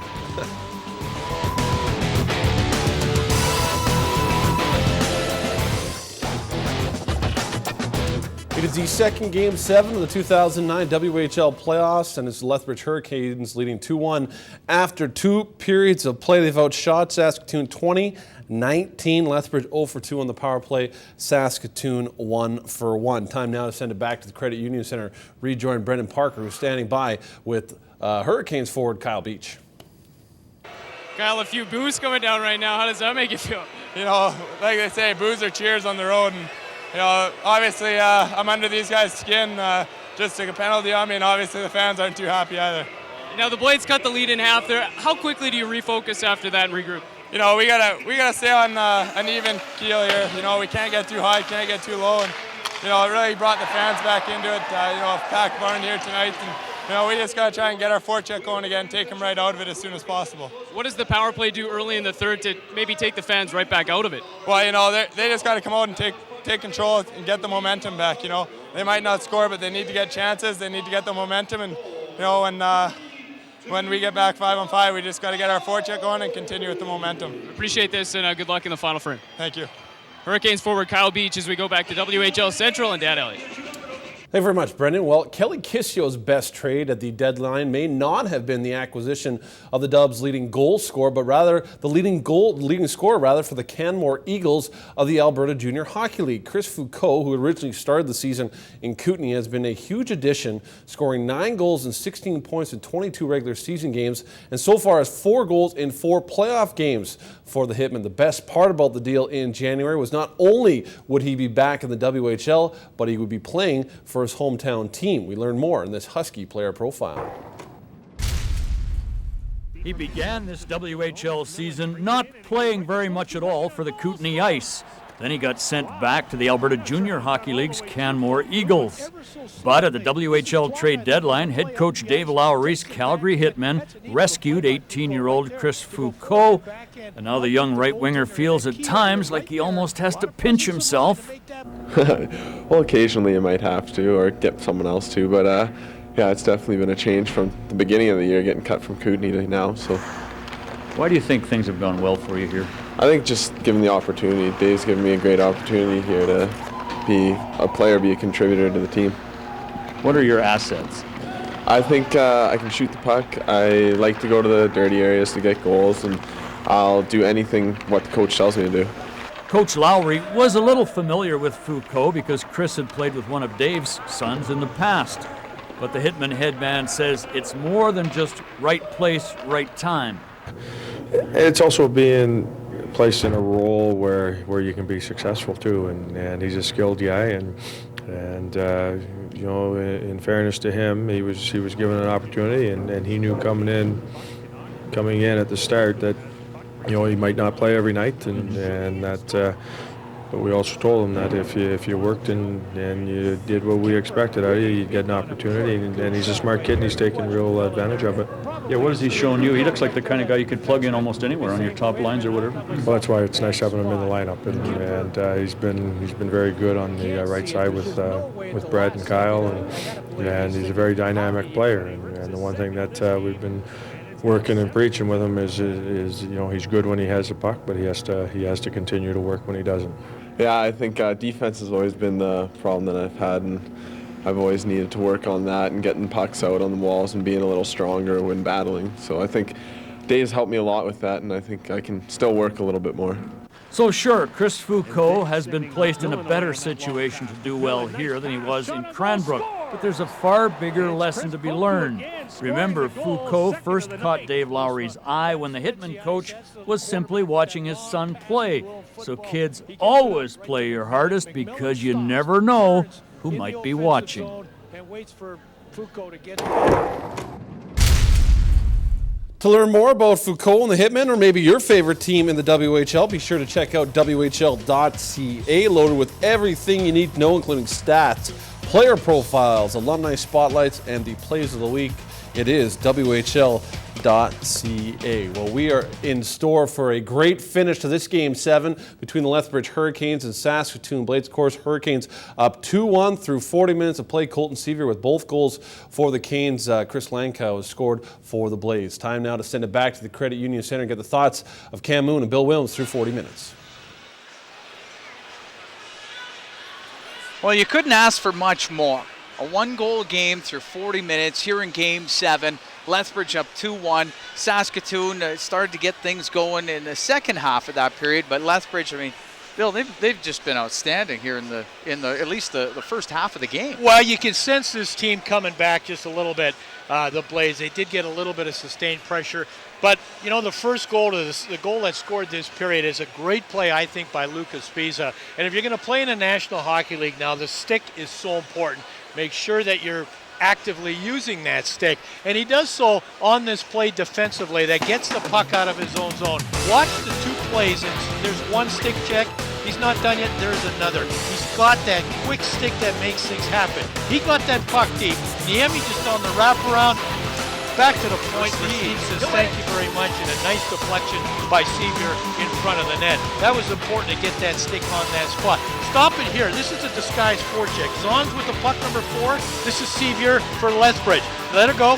Now they change it up. He thinks he's gotten away from Sevier. Wojciech now moves in on the forecheck. So it's a perfect turnover simply because it was a great disguise on the forecheck by the Hurricanes. Cam, this was one of the first times I think the tide turned a little bit for the Blades. They got some chances around the net. They had a little bit of sustained pressure inside the Lethbridge zone, and really it allowed, you know, the defenseman to pinch, allowed you to come in and make the support. Watch the hit on this play coming up in that situation. Bang. You got Funk coming in and supporting the forecheck, and that is important to do that. This goal, really good. Watch this pass coming up here. That little quick touch pass that goes right across to Hulak. Hulak in deep to Kittner. Kittner to the front of the net to Lankow. He's the guy that actually started the play, but real good puck movement. And that was a key part. Don't you think that power play had to connect on that situation? They had to have one there, and they got it. And it pulled them back into the game. Exactly. And you could see the momentum swing a little bit as we look at the second period summary. Colton Sevier, second of the night, made it a 2-0 lead for the Hurricanes. Lanko, he gets one for the Blades, and that makes it the 2-1 score through 40 minutes of play. Hey, it's Game 7. The fans want them to wrap it up. They got a ways to go, though. 2-1, Lethbridge up through 40. We'll be right back. Great to have you on board here tonight. Credit Union Center in Saskatoon, the site of Game 7. 2-1, Lethbridge leads as we're getting set for the third period. I'd like to pass along some big thank yous for those that help get these games on the air for you. Executive producer Russ Greaves, directors Brianne Jefferson and Ed Robertson, producer Dave Roberts, everybody else along with the Shaw crew in the truck, up on the catwalk, working the cameras. Bill, we got a lot of people here that put in a lot of work and do a great job here at Shaw, and a pleasure to bring you Western Hockey League action, and especially here in the playoffs. And the next action on Shaw gets going on Friday when Spokane plays Vancouver. You got the defending Memorial Cup champion Spokane Chiefs, the #1 team in the Western Conference, the Vancouver Giants. That is going to be a great matchup and a great series, and it all gets going Friday from the Pacific Coliseum in Vancouver. Well, we had Kyle Beach do an interview just at the end of the period, and this place absolutely erupted in boos. It was really an amazing thing. They actually had a puck throw that went out there. I don't think anything, rubber pucks, I don't think anything hit Kyle Beach. I don't know if you can hear it.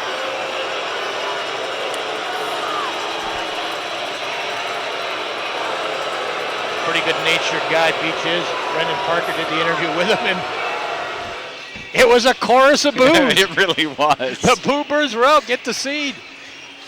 He had a grin on his face when he was leaving the ice. I think he enjoyed it a little. Oh, he does. I mean, he loves that. And when you're under the microscope the way he is, and anytime you got a player with some talent and a personality to go with it, you are going to be the object of a lot of scrutiny. Guys are going to like, people are going to like you and maybe not like you so much. So Beach and Niemi, they're in the box in coincidental minors for unsportsmanlike conduct. And the Blades are still short-handed. So they got to kill that off here at the start of the third period. Ben Wright.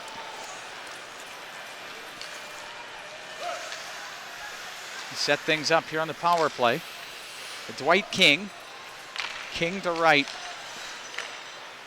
Now to King. King to Fighton. Doesn't quite connect.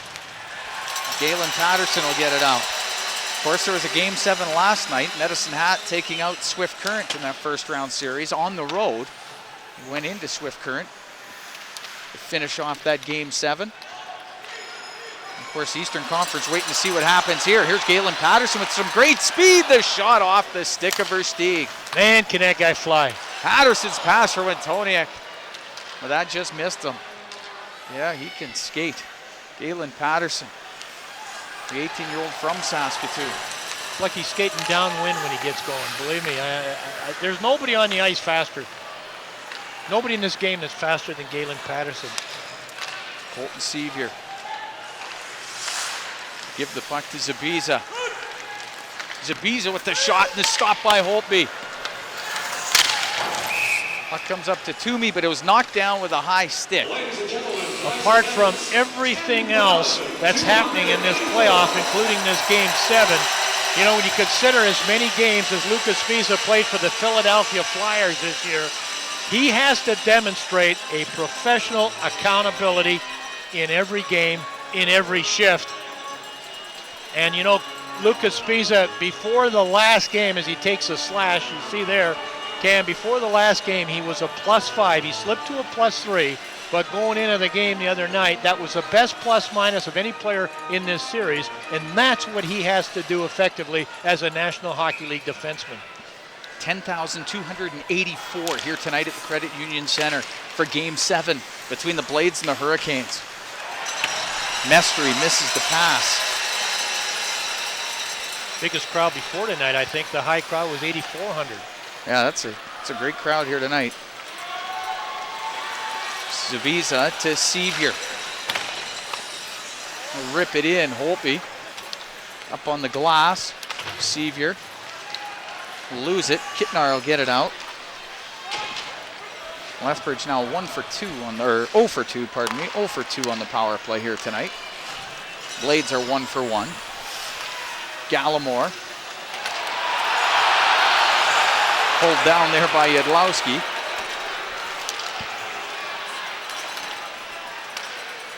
Orfino able to boot it out. Ryan Funk. It goes to Metzola. Skipped over the stick of Funk. Here comes Hoff. Drew Hoff, and sliding across was Colin Joe to make a good defensive play. Hoff to Braze. Now to Yadlowski. Holtby. Got it around, but Zabiza had kept it in. Hoff checked on the play. Ryan Funk. Can send it in. Travis Toomey reversed by Wright. Zabiza to Boychuk. Nice play to get it to Hoff. Sevier had to get away from him. Tegan's on to Niemi. That won't get out past Boychuk. Wintoniak across to Chernako. Puck rolling. Chernako to Patterson. Galen Patterson work it to the corner. Drop it off to Chernako. Poked away from him, and Zach Boychuk. Product of Airdrie, Alberta. Taken out by Zahn.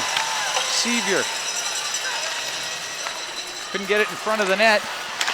Niemi will get it out to Wintoniak. Just had his stick lifted by Boychuk to Sevier. Back to Boychuk. Over to King. King with the shot. The stop by Holtby. And Niemi will lead the rush, but Kittnar goes in early on the offside. This play starts with a great back check. You called it, Cam, on Zach Boychuk. Not only is he good offensively, watch what he does on the back check. Gets the puck, heads up the ice with it, tic-tac-toe, moves it. Beautiful. This is the back check I'm talking about. Oh, that was a 2-on-1 if he doesn't make that play. Then he heads up the ice as quickly as that. Back to him. Beautiful little backhand pass. King in a nice spot. Nice save by Holtby. Wow, that line maybe at its best right there defensively and offensively. Boychuk, who got a couple of games in with the Carolina Hurricanes at the start of the season. Milan Kittnar Kitnar's shot off the stick of Zabiza. It goes up over the glass. Well, I love the series that Milan Kittner is having. You know, the 3 goals, he leads the Blades in scoring. And so when you're doing the job as he is at both ends of the ice, you know, the thing about Kittner is he gives you that same consistent effort every single night. You know, Bruce Hamilton, when he drafted, I think I said this earlier, he's so Tyler Spurgeon-like. And you know, when you had Tyler Spurgeon, he was part of that Kelowna team that won championships. This guy, Kittner, is going to do something in pro hockey. He got the assist on the Lanko goal, but a tripping penalty. Coming up to Saskatoon. Zerzinski's going to go to the box. It'll be the 3rd power play for Lethbridge. They're 0 for 2 with a man advantage. Now you got the face-off in the offensive zone. Zerzinski's in the face-off circle. Goes in on the forecheck, takes his man of the ice. Took that middle of the ice, that in-between blue line zone penalty earlier in the game. Boy, these things can be critical at this stage in this kind of a game. Boychuk to Sevier. Now to Zabiza. Over to Carter Ashton. Ashton missed Boychuk, but it'll go over to Colton Sevier. It's a huge penalty kill for the Blades. Yeah, it is, Cam. That's absolutely right. Sevier. Now to Kyle Beach. Beach to Sevier, and he put it right across. Goes over to Carter Ashton. Ashton lost it to Zahn, and clearing it out was Curtis Hamilton. And remember, this Hurricane power play hasn't had a goal in 3 games. Toomey with some strong work on the penalty kill. Kyle Beach with the puck. Beach will get it to Sevier. Right, worked it across the line. Now for Ashton, give it to Boychuk. Go up to the point where Sevier to Boychuk. Boychuk will shoot it, he scores! Zach Boychuk shot it. And that one was tipped on its way to the net. It's a power play goal. And the Hurricanes are up 3-1. That's a power play goal that, as we talked about, first time in the 4th game. Sevier is going to be back at the blue line, at the Saskatoon blue line, keeps the puck in. And again, Boychuk, when he's allowed to get in that spot with Tegan Zahn acting as a screen, you know one thing, Boychuk's going to get the puck on the net. He very, very seldom misses. And if it gets a little bit of help with a deflection off of Tegan Zahn, which changes the direction, changes the path of the puck, it even becomes that much more difficult. Boy, it's a key goal for that Hurricane power play. There's a lead 3-1. So Boychuk from Sevier and Ashton. 5:40, time of that goal. There's a pass right across. Toomey put it on net with his skate. And the save made by Metsola. Amazing. Hey, you know, and there's a pinch along the wall, and your team has just gone ahead 3-1, and Metzela's got to be sharp. He's got to hold his team in this. And again, credit the Blades for a real good pinch over on the far side. That created a loose puck, and this is good for Saskatoon, giving up that goal to get it right back on the net. But that goal was, or that puck rather, was kicked into the crease area. That's a pinch we're talking about. Good job by Joe, or is that Funk to get it? And again, he had to be very alert to make that save. Lanko had it knocked away from him. King will get it out. Goes into the blade in, Milan Kitnar. His pass too far for Lanko, icing the call against Saskatoon. Well, Boychuk certainly did put his team on his back in game 2 in this building when he got the hat trick. He said, guys, follow me. I'm going to get us back in this series, and he certainly hasn't let up. Zach Boychuk has not scored a goal, though, in any game that the Hurricanes have lost in this playoff. But boy, has he been a factor in helping his team to a 3-3 series tie and a 3-1 lead in game 7. That's 7 goals and 2 assists here in the playoffs. Wow. Sevier's working a 3-point night with 2 goals and a helper. Patterson makes his way in to Cherneyko, and he redirects it on net. Metzola gets the glove out there. Yeah, Patterson, we talked about his agility, we talked about his skating, does a good job inside the Lethbridge zone, and then the backhand, credit to me, I think it was Toomey or Wintoniak going for the net. Patterson, that shifty move, that good skating we talked about earlier, and a little bit of a deflection. This is him with the puck getting it to Toomey. I think that's going to the net, or is that Cherneyko? But in any case, Metzola again had to handle the deflection. In the corner, Patterson can get it through to Cherneyko. Banks to the line. Elliott will keep it in. Stephen Elliott shot goes off of right. Cherneyko across to Elliott. He'll shoot it. That one goes off someone in front of the net. Puck comes back to Elliott. To Wintoniak. Carter Banks will take it away. Banks gets it out. Travis Toomey. Sam Clausen. Metzola will stop it behind the net.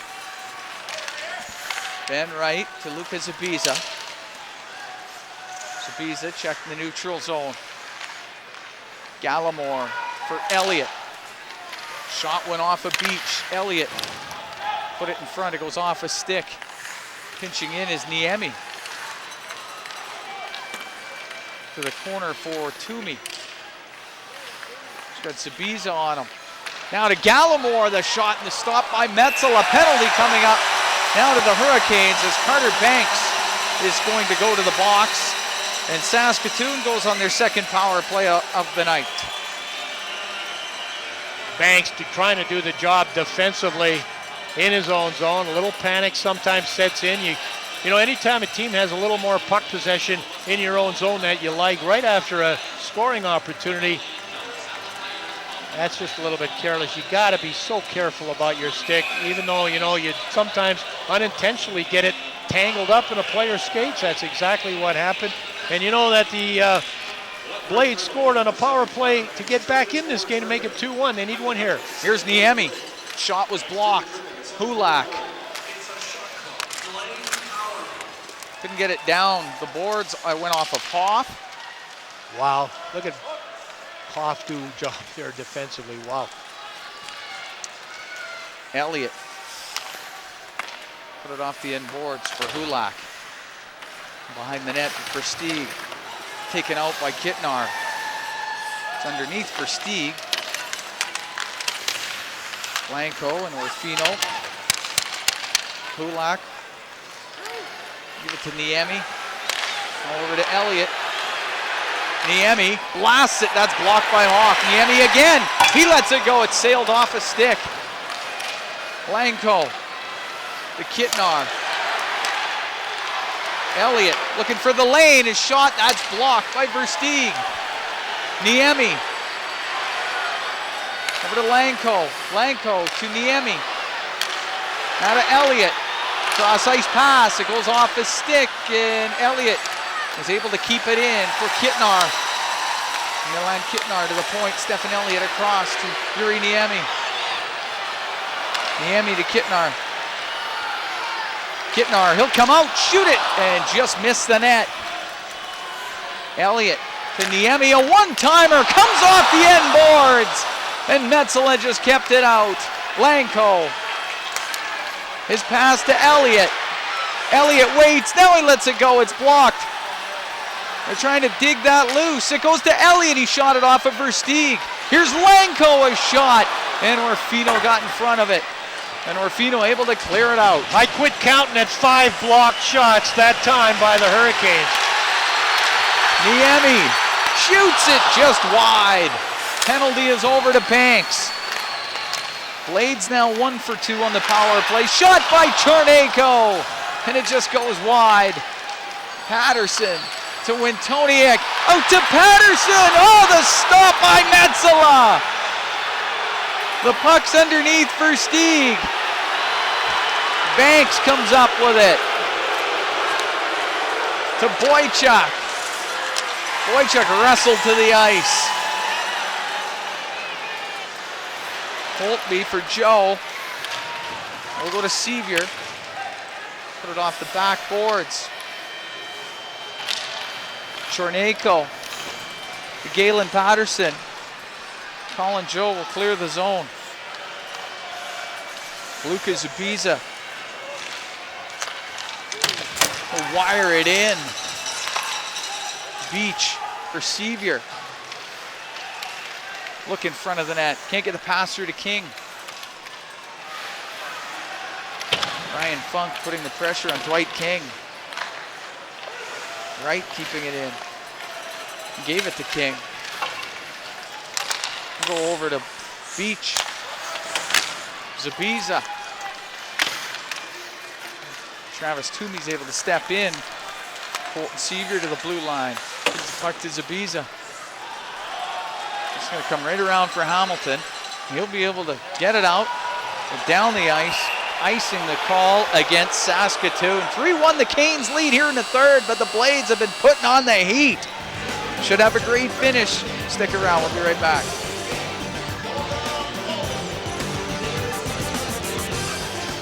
Boy, the intensity was as high as you can get it, Cam, on this power play for the Saskatoon Blades. One block shot. Everything that the Hurricanes could possibly do, they did to try to get bodies in front of shots. Never mind sticks and passing lanes. They just did everything. Block shot in that zone. Couldn't get it out. Just such hard work. Here comes some more block shots. I mean, it was frantic. It was about as hectic around that Lethbridge net as it's been all night, but credit the blue-shirted Hurricanes for keeping that puck out, killing that penalty off, and keeping this score 3-1 Canes. Mitch Versteeg, the 20-year-old, who's from Lethbridge, he must have had 3 or 4 drill him pretty hard, too. Like, Versteeg really had to sell out during that penalty kill. He did, and he did that. He's a 20-year-old. He doesn't want this to be his last game. He's playing like it. Icing the call against Saskatoon. You know, including these playoffs, Juha Metsälä, if you go back to 07, has a 6-4-1 record against Braden Holtby. And boy, would he love one more win tonight. And he's 8 minutes and 32 seconds away from that. As a teammate with Yuri Niemi at the World Juniors with Finland. They're playing against each other here in what has been a 7-game epic. Gallimore shoots, scores!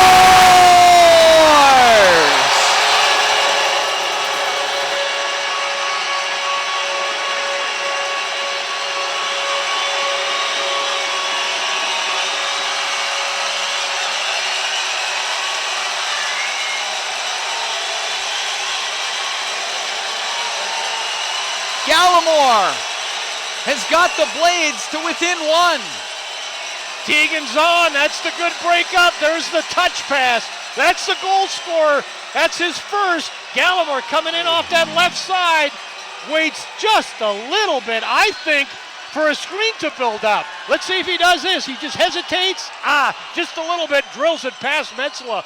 Tegan's on with a great breakout of his own zone. A beautiful touch pass right in the center ice area.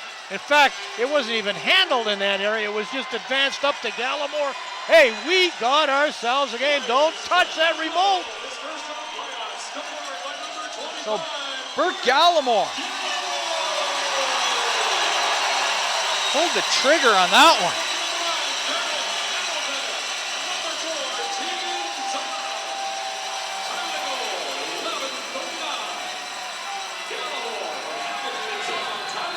Hamilton and Zahn get the assists, 11:39, time of that goal. Gallimore had 26 on the regular season. That's his first here in the playoffs. Zubiza to Boychuk, chips it out nicely for King. For Colton Sevier, puts it on net. Hope we'll cover that with the likes of King and Sevier bearing down on him. Well, everything I think this huge crowd of over 10,000 tonight have come to want to see. They wanted to see a close game. It's a 3-3 series tie-in games, and now it's 3-2 for Lethbridge. Boy, have they been picked up. Has this crowd been picked up by that goal by Gallimore? We are in for a terrific finish, Cam. And you know what? You really hope at this point that a penalty, a power play, unless you're taking a scoring chance away from somebody, doesn't really affect the outcome of the game in the next 8 minutes. Well, the crowd is definitely into it now. That pass misses Gallimore, goes to the length of the ice, icing against Saskatoon. Big lift by that Saskatoon goal. Well, gotta get him pretty excited about that. Got a few players on his bench that have played in the Game 7. Milan Kitnar and Colin Joe last year with the Kelowna Rockets, losing 4-3 to Seattle. And every bit of that little experience. If you've been there once or twice, sometimes it's one or two guys that make a difference. Right off the faceoff, nice save by Holtby. Fancy little play on the rebound to bat it in the air and then catch it. Likes to deaden that puck a little bit more than that, but certainly saw that rebound up in the air and grabbed it. Faceoffs become so important at this part too, don't they? They do. Of course, Drew Hoff and Eric Mestry, part of that 7-game series when they played with the Tri-City Americans last year. They lost 4-3 to the Spokane Chiefs in that Western Conference final last season. Glove ahead pass inside the Saskatoon zone. Yeah, you're at that point too in a game now where if you're the Canes, you're talking about, guys, there's not many shifts left for the Lethbridge team. You've probably got 2 or 3, maybe 4 maximum shifts. You want your line that goes out. Just win that shift. Make sure you don't get scored on. Patterson to Zahn. Out of Niemi. Off of Wintoniak. Patterson was in on the forecheck. The puck will go to Wintoniak. Galen Patterson in the corner. Dwight King. King able to get it out. Boychuk directed it to Sevier. Here comes Colton Sevier to Boychuk. He gets knocked down and a penalty coming up to the Blades. As Boychuk and Sevier were in on the rush, and it'll be Yuri Niemi going to the penalty box. Slashing will be the call. You know, Niemi makes a poor decision. He hasn't made many of them. He pinches, then he's got to chase all the way back into that spot. And it's a full chase for Yuri Niemi to try to get back to Zach Boychuk. He hauls him down as he goes to the net, and hence the power play now for the Lethbridge Hurricanes. It's a great chance for Lethbridge. Remember, the power play did click. The first power play in the last almost 4 games when Boychuk scored to give Lethbridge that 3-1 lead, but terrific goal by Gallimore has made it 3-2. Here's Carter Ashton. Got it to the slot. Poked off his stick. They can't get it out. Sevier for Kyle Beach. We give it to Boychuk. Boychuk for Zabiza. Zabiza shoots, scores! Luka Zabiza with a perfectly placed shot. It's a power play goal. Lethbridge is up 4-2. Cam Zabiza on this play, instead of sliding anywhere along the blue line to be the quarterback to make things happen, goes in deep. And watch the quick release, boy. I think he shoots that puck right between the legs of Elliott. It's a snapshot. Beautifully executed. He's down low. It's not often you Zabiza in that spot. We took the pass, rifled it, scored it. It's 4-2. A power play goal. What did we say about that power play for Lethbridge that hasn't been working coming into this game? Hey, the last 2 goals have been huge. Now a delayed penalty on the Lethbridge Hurricanes. So Saskatoon gets their 3rd power play. Boychuk and Beach get the assist on the Zabiza goal, 13-21. So Yudlowski going to the box for the Hurricanes. A huge power play here for Saskatoon. Yeah, can they answer back? Blanco to Niemi. Elliott gave it to Hulak. Hulak to Kitnar. Bad angle shot. The save by Metzela, and they all crash to the net. There's everybody going right towards Metzela. That got put on goal, and Metzela didn't let it squeeze loose. Concentration all the time. You know, you got to make sure you hold the post. Don't give any of that space away. Again, from the Blade standpoint, can't just get pucks on the net.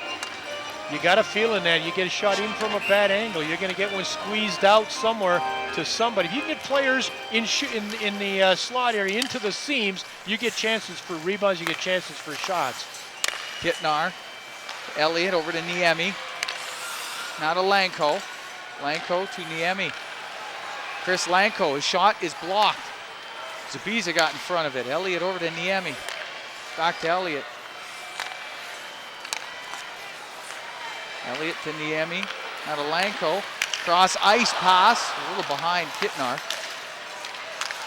And Elliott kept it in. It goes to right. He's able to get it all the way down. Holtby quickly out of his net. To Niemi.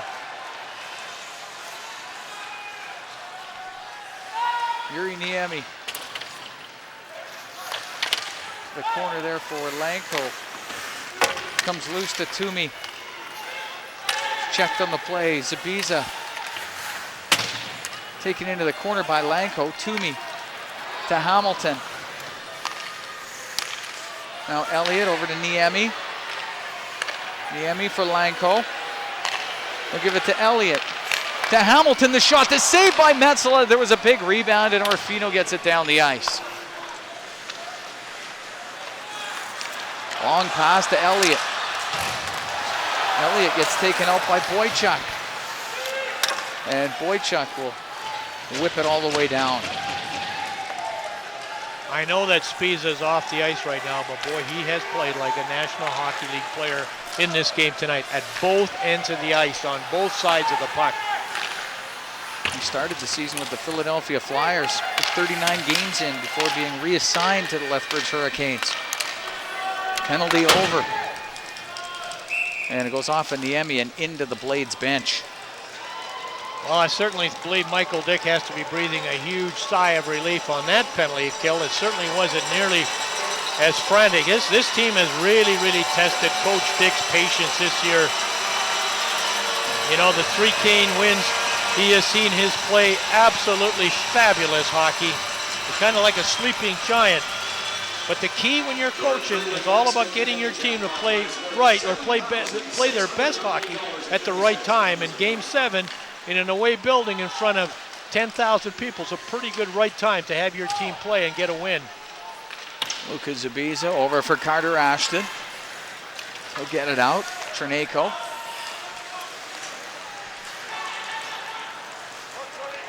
Starting it up. His pass for Colin Joe is too far in front of him. Joe will shovel it in. Zabiza cranks it out past Ashton, the length of the ice, icing the call against the Hurricanes. Blades will really have to start pressing now. You know, Lucas Spiza's always played well with Ben Wright. I remember that going back to last year's playoffs. When he came over from Europe, I don't think there could have been a better pairing for Spiza than to play with Ben Wright. You know, he gives Spiza the opportunity to play that offensive flair, bring the offense to the game, because you're pretty sure Ben Wright's going to be a solid defensive part of that twosome. Zabiza, who played with Switzerland in the World Juniors in 2008. Of course, this year when the World Juniors rolled around, he was in the National Hockey League. Tegan Zahn. Fire it in, it got through Metzola. Hulak to Lanko. Lanko to Hulak, scores!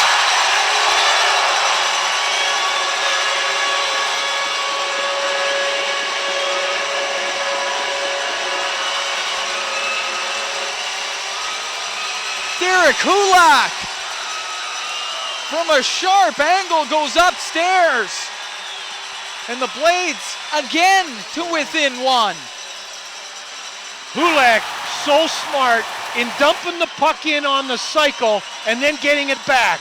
That's what he did. He got it to the back of the net to Lankow, and he knew that as soon as he got that puck to Lankow, all he had to do is have his stick on the ice and be ready for the return pass. Terrific play by Hulak. Maybe even a better feed pass back by Chris Lankow.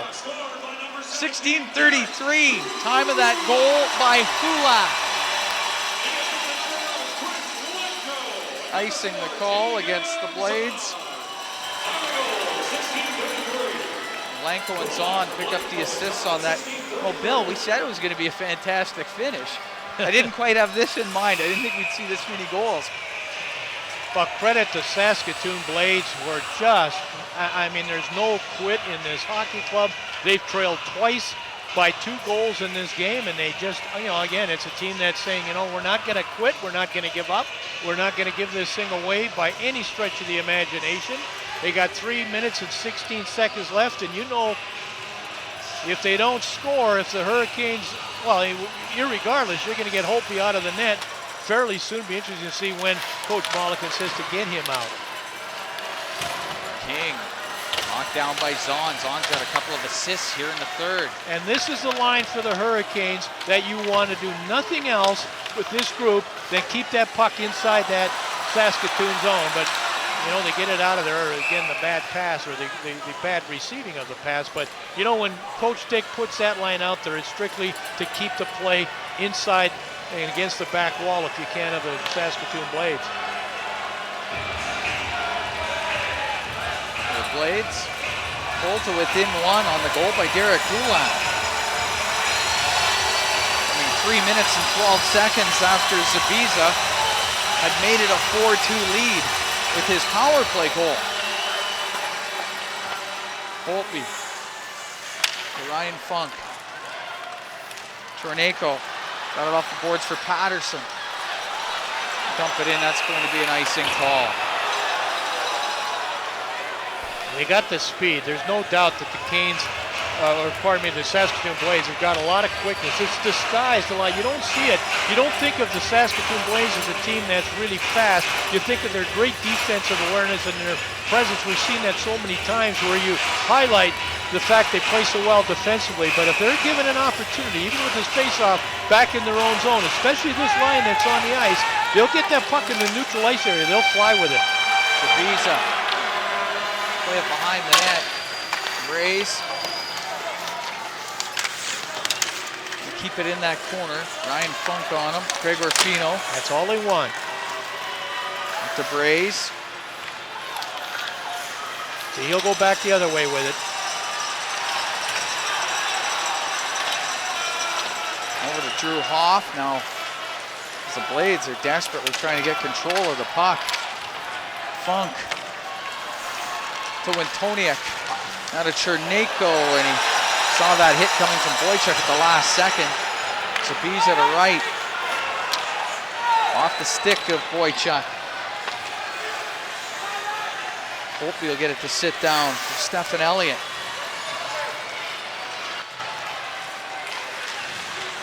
Elliott ran out of room. Ryan Funk back to Elliott.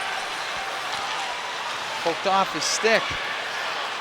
Funk up to the blue line as Blades having a tough time getting control of it. And here comes Dwight King. We got Sevier with him. The pass, and that one misses Sevier. Sevier's got it. Gives the puck to King. King will go to the point for Yadlowski. As the Hurricanes have really controlled it here in the last minute and a half. Cam, they won't even throw the puck back to the point unless the point man is absolutely wide open. Played in on the offside. The Hurricanes tag up. Kittnar cross ice now. Holtby looking to the bench. Funk gets it in. Goes to the side of the goal. There goes Holtby to the bench for the extra attacker. It's flipped out and down the ice. Icing is going to be the call if it has enough, and it does. 4-3. We'll try to show you 7 goals here real quick. It starts way back in the first period. Sevier on a wraparound gets a couple cracks at it. That made it 1-0.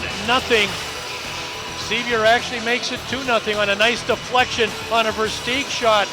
Lankow jams a power play in. That makes it 2-1 at that point. This is Boychuk. Deflection in front. Great play. Made it 3-1. Gallimore shot coming off that left wing. That made it 3-2. Spiza on a power play, 4-2, and then Hulak on a given goal. Terrific work with Lankow, has drawn his team within 1. The shots even at 26 apiece right now. As Lauren Mulliken and Dave Strush try to drum something up at the Blades bench. Michael Dick and Matt Kabiyama trying to defend it over at the Hurricane side. a berth into the second round, waiting in the balance. Dave Struce, the assistant coach of the Blades. He was part of a Game 7 in 1992. Yeah, he knows what it's all about. The Blades lost in the Western League Final to the Kamloops Blazers. Blazers went on to a Memorial Cup championship that year.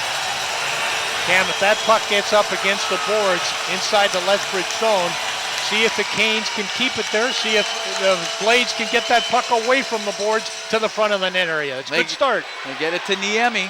Now Gallimore, his shot is blocked. It's a loose puck, and it's played over to Boychuk. He's got an empty net. Just roll it into the Blade end. Gallimore to Niemi. Now to Hulak. Hulak for Toomey. It goes to Hulak. It's deflected. It's on net. The save by Metsala. Oh, what a stop by Juha Metsala. As the Saskatoon Blades are able to get it on goal. And Metsala has to deal with a ton of traffic. You know, the Saskatoon Blades get it to the outside. The key now is get it to the front of the net. There's a lot of deflected action in there. You don't know what that puck's hitting. Metsala keeps it out. Good concentration. Terrific job by Metsala. Cam, if that puck comes as much as 1.5 feet or 2 feet off of Metsala on that play, you could pretty much take it to the bank. There's going to be a white shirted Saskatoon Blade.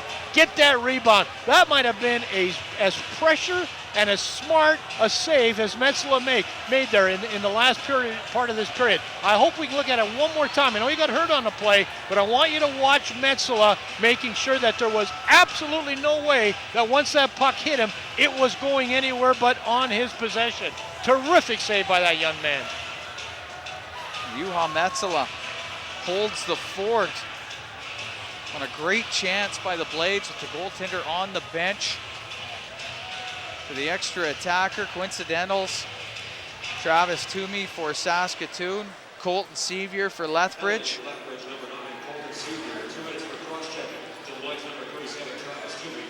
Going to do a little bit of a cleanup on the ice there as a soda had been launched.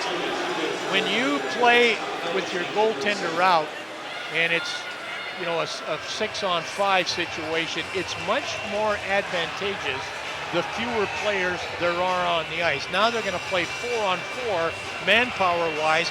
With the goaltender out, it's going to be 5 against 4 for the Saskatoon Blades. And because you've got 2 players off the ice, that's just a little bit more room for the guys that are on offense, for the guys that are trying to create. Doesn't make a whole lot of difference for the guys trying to defend.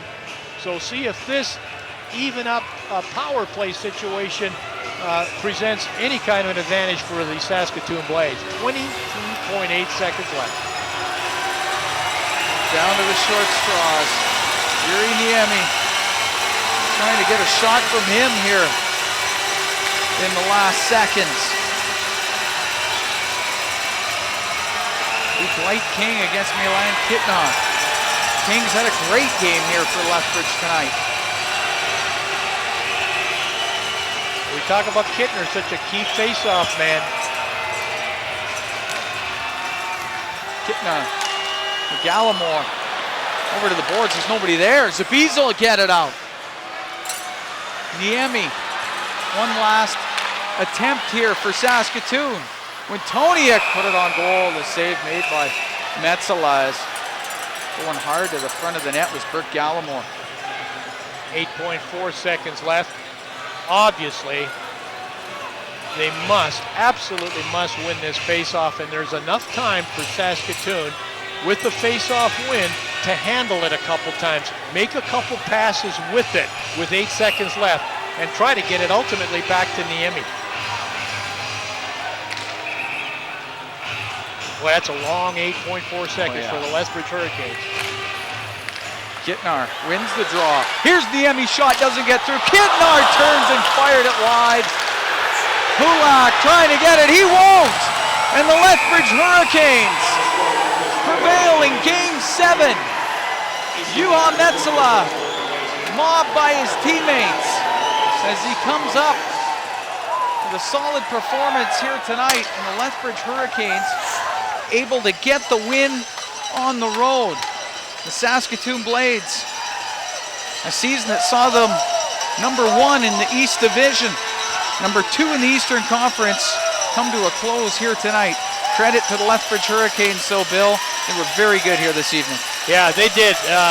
You know, it's kind of what you expect. This is a team that's got some experience. This isn't, you know, I mean, they won the Eastern Conference Championship last year. But boy, I tell you, that Saskatoon Blade team, with what they accomplished this year, they did gain an awful lot of experience in this 7-game series against a Zach Boychuk-led Lethbridge Hurricane team. This guy has taken this team on his back and pretty much single-handedly, as far as his scoring is concerned, got him into round 2. 7 goals in the series for Boychuk. Now Lethbridge will take on the Calgary Hitmen. We know the Brandon Wheat Kings will play the Medicine Hat Tigers in the next round. Zach Boychuk also picked up an assist. So he had a goal and an assist here this evening. It's going to be a tough end of the season for the Saskatoon Blades. And isn't it amazing, Cam? The road team, in this case Lethbridge, with 3 wins on the road, 1 loss. It was the road team now with 5 out of 7 wins in this series. Home ice meant absolutely nothing. Momentum, it meant absolutely nothing. It seemed neither team could grab it and hold it.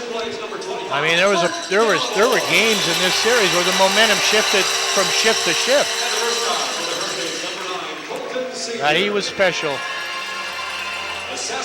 Yeah, he really was. Zach Boychuk, the Carolina Hurricane first rounder. How about Braden Holtby, the Washington Capitol draft pick? Eastern Conference nominee for Goalie of the Year. And I would not be surprised if he won that award, which would make him the #1 goaltender in the Western Hockey League. Boy, what a job Hulak did as captain for this team in Saskatoon. After the year that he had last year, he's just been dynamite leadership for this team. Tough way to go. Game 7s are tough enough to lose to begin with, and losing by a goal is just add something to it. Well, the Blades wouldn't go away in that third period. When they, after, twice the Hurricanes had a 2-goal lead or got themselves a 2-goal lead, and twice the Blades came back to get it to within 1. They just couldn't find that extra one, and there's a couple of guys that played their hearts out in this series. Juha Metsola, his 16th win in his Western Hockey League playoff career. I'd say both goaltenders, without doing the math, at least 91.5 save percentage. Yeah. For me, that's always a huge key in playoffs. Goaltending in this series was, I think, well, fantastic. It wasn't sensational, but it certainly was fantastic. And there's the customary salute to the fans by the Saskatoon Blades.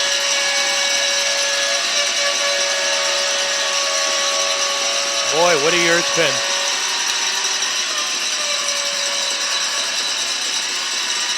A classy move by the players for some classy fans here in Saskatoon. We'll send it downstairs. Brendan Parker standing by with Colton Sevier. That's right, guys. Colton, tell me about this series. How much does it take out of you? 7 games.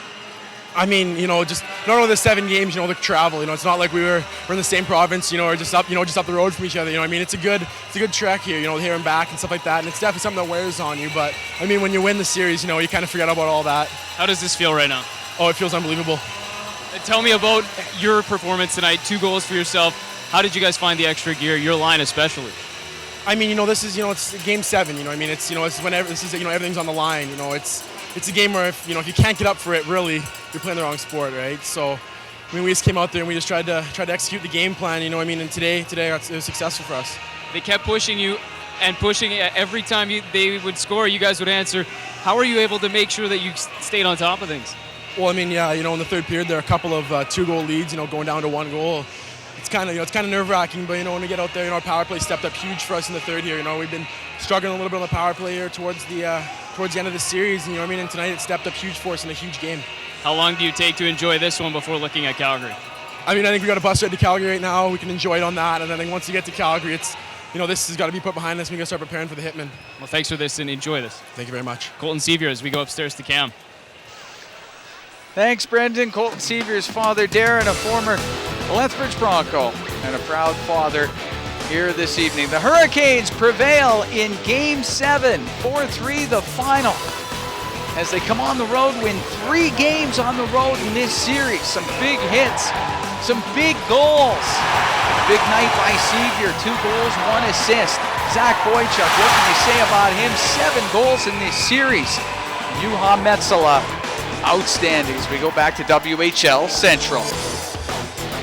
All right, thank you very much, guys. Great job as usual. Of course, the Lethbridge Hurricanes pulling off the upset, the number 7 seed, beating the number 2 seed. They now will go on to play the Calgary Hitmen in the next round. And how about this? Road teams are 2-0 in Game 7 so far in the 2009 playoffs. All right, we could take a quick break.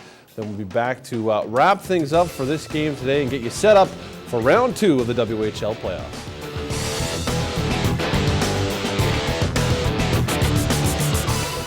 The Hurricanes win 4-3 here tonight in Saskatoon. They beat the Blades 4-3. Bill, your thoughts on what seemed to be a pretty exciting series? Cam, I honestly expected Lethbridge to win this series. I didn't know it was going to go in this fashion, and I'll tell you why quickly. They've got that experience. 3 times last year, they closed out series out of 4.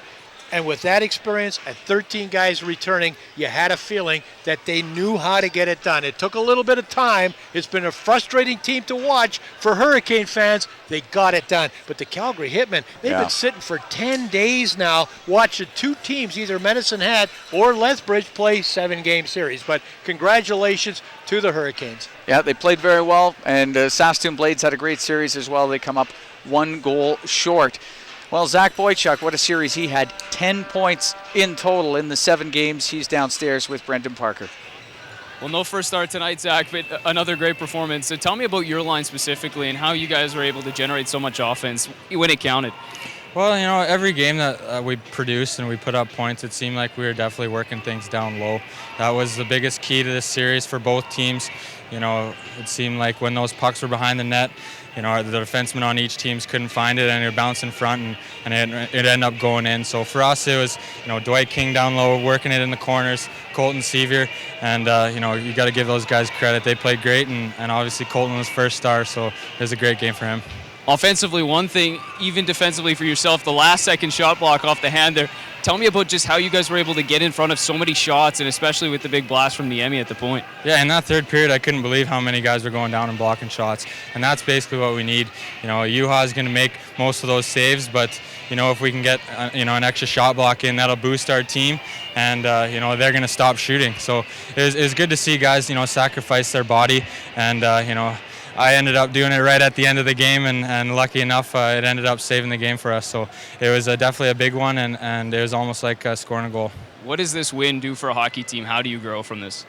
Well, we got to move on to the next series. We got to prepare like we did against the Saskatoon Blades, now for the Calgary Hitmen. And you know, we didn't do too well against them this year. You know, I don't even know if we won a game.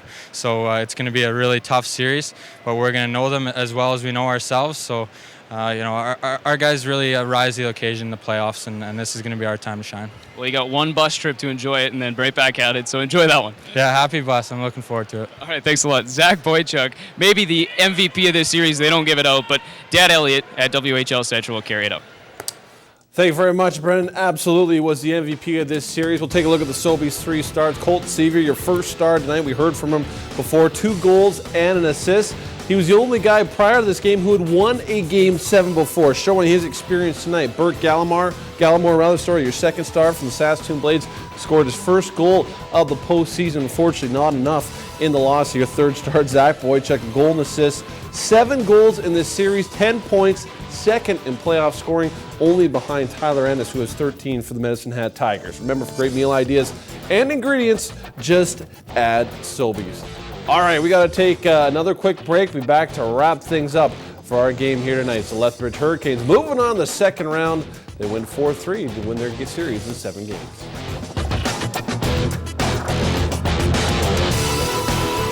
What a finish, what a series. The Lethbridge Hurricanes defeat the Saskatoon Blades 4-3 in Game 7 of their Eastern Conference quarterfinal to win the series 4-3. Colton Sevier had a pair of goals and assists. Zach Boychuk a goal and assist. Lucas Sabisa had the game-winning goals. Lethbridge scored 2 power play goals in the third. En route to victory, Chris Lankow, Bert Gallimore, Derek Kulak each scoring for Saskatoon as Juha Metsola made 24 saves. Zach Boychuk finished the series with 10 points. 20-year-olds for Saskatoon, their final games in the WHL. Adam Chernako, he played 275 games in total regular season and playoffs. Colin Joe, 343. Over 10,000 fans on hand for this one tonight. Lethbridge now moving on to the second round where they'll play the number 1 ranked team in the CHL, the Calgary Hitmen. By the way, Lethbridge 0-6 this year versus Calgary. That series beginning Friday night in Calgary.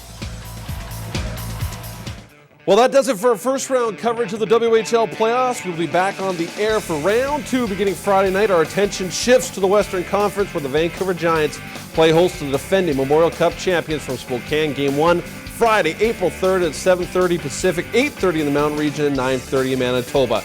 As for tonight, it was the Lethbridge Hurricanes defeating the Saskatoon Blades 4-3 to win Game 7 and take the series 4-3. Colton Sevier, 2 goals and assists. Zach Boychuk had a goal and assist as Juha Metsola made 24 saves in the victory. Now move on to play the Calgary Hitmen in round 2 beginning on Friday night. For Cam Moon, Bill Williams, Brendan Parker, Scott Rintoul, WHL Central Producer Grant Wilkins, and our entire crew both in Saskatoon and here in Vancouver, I'm Dan Elliott. Thanks for watching and see you Friday night as the quest continues for the Edge Chanel Cup.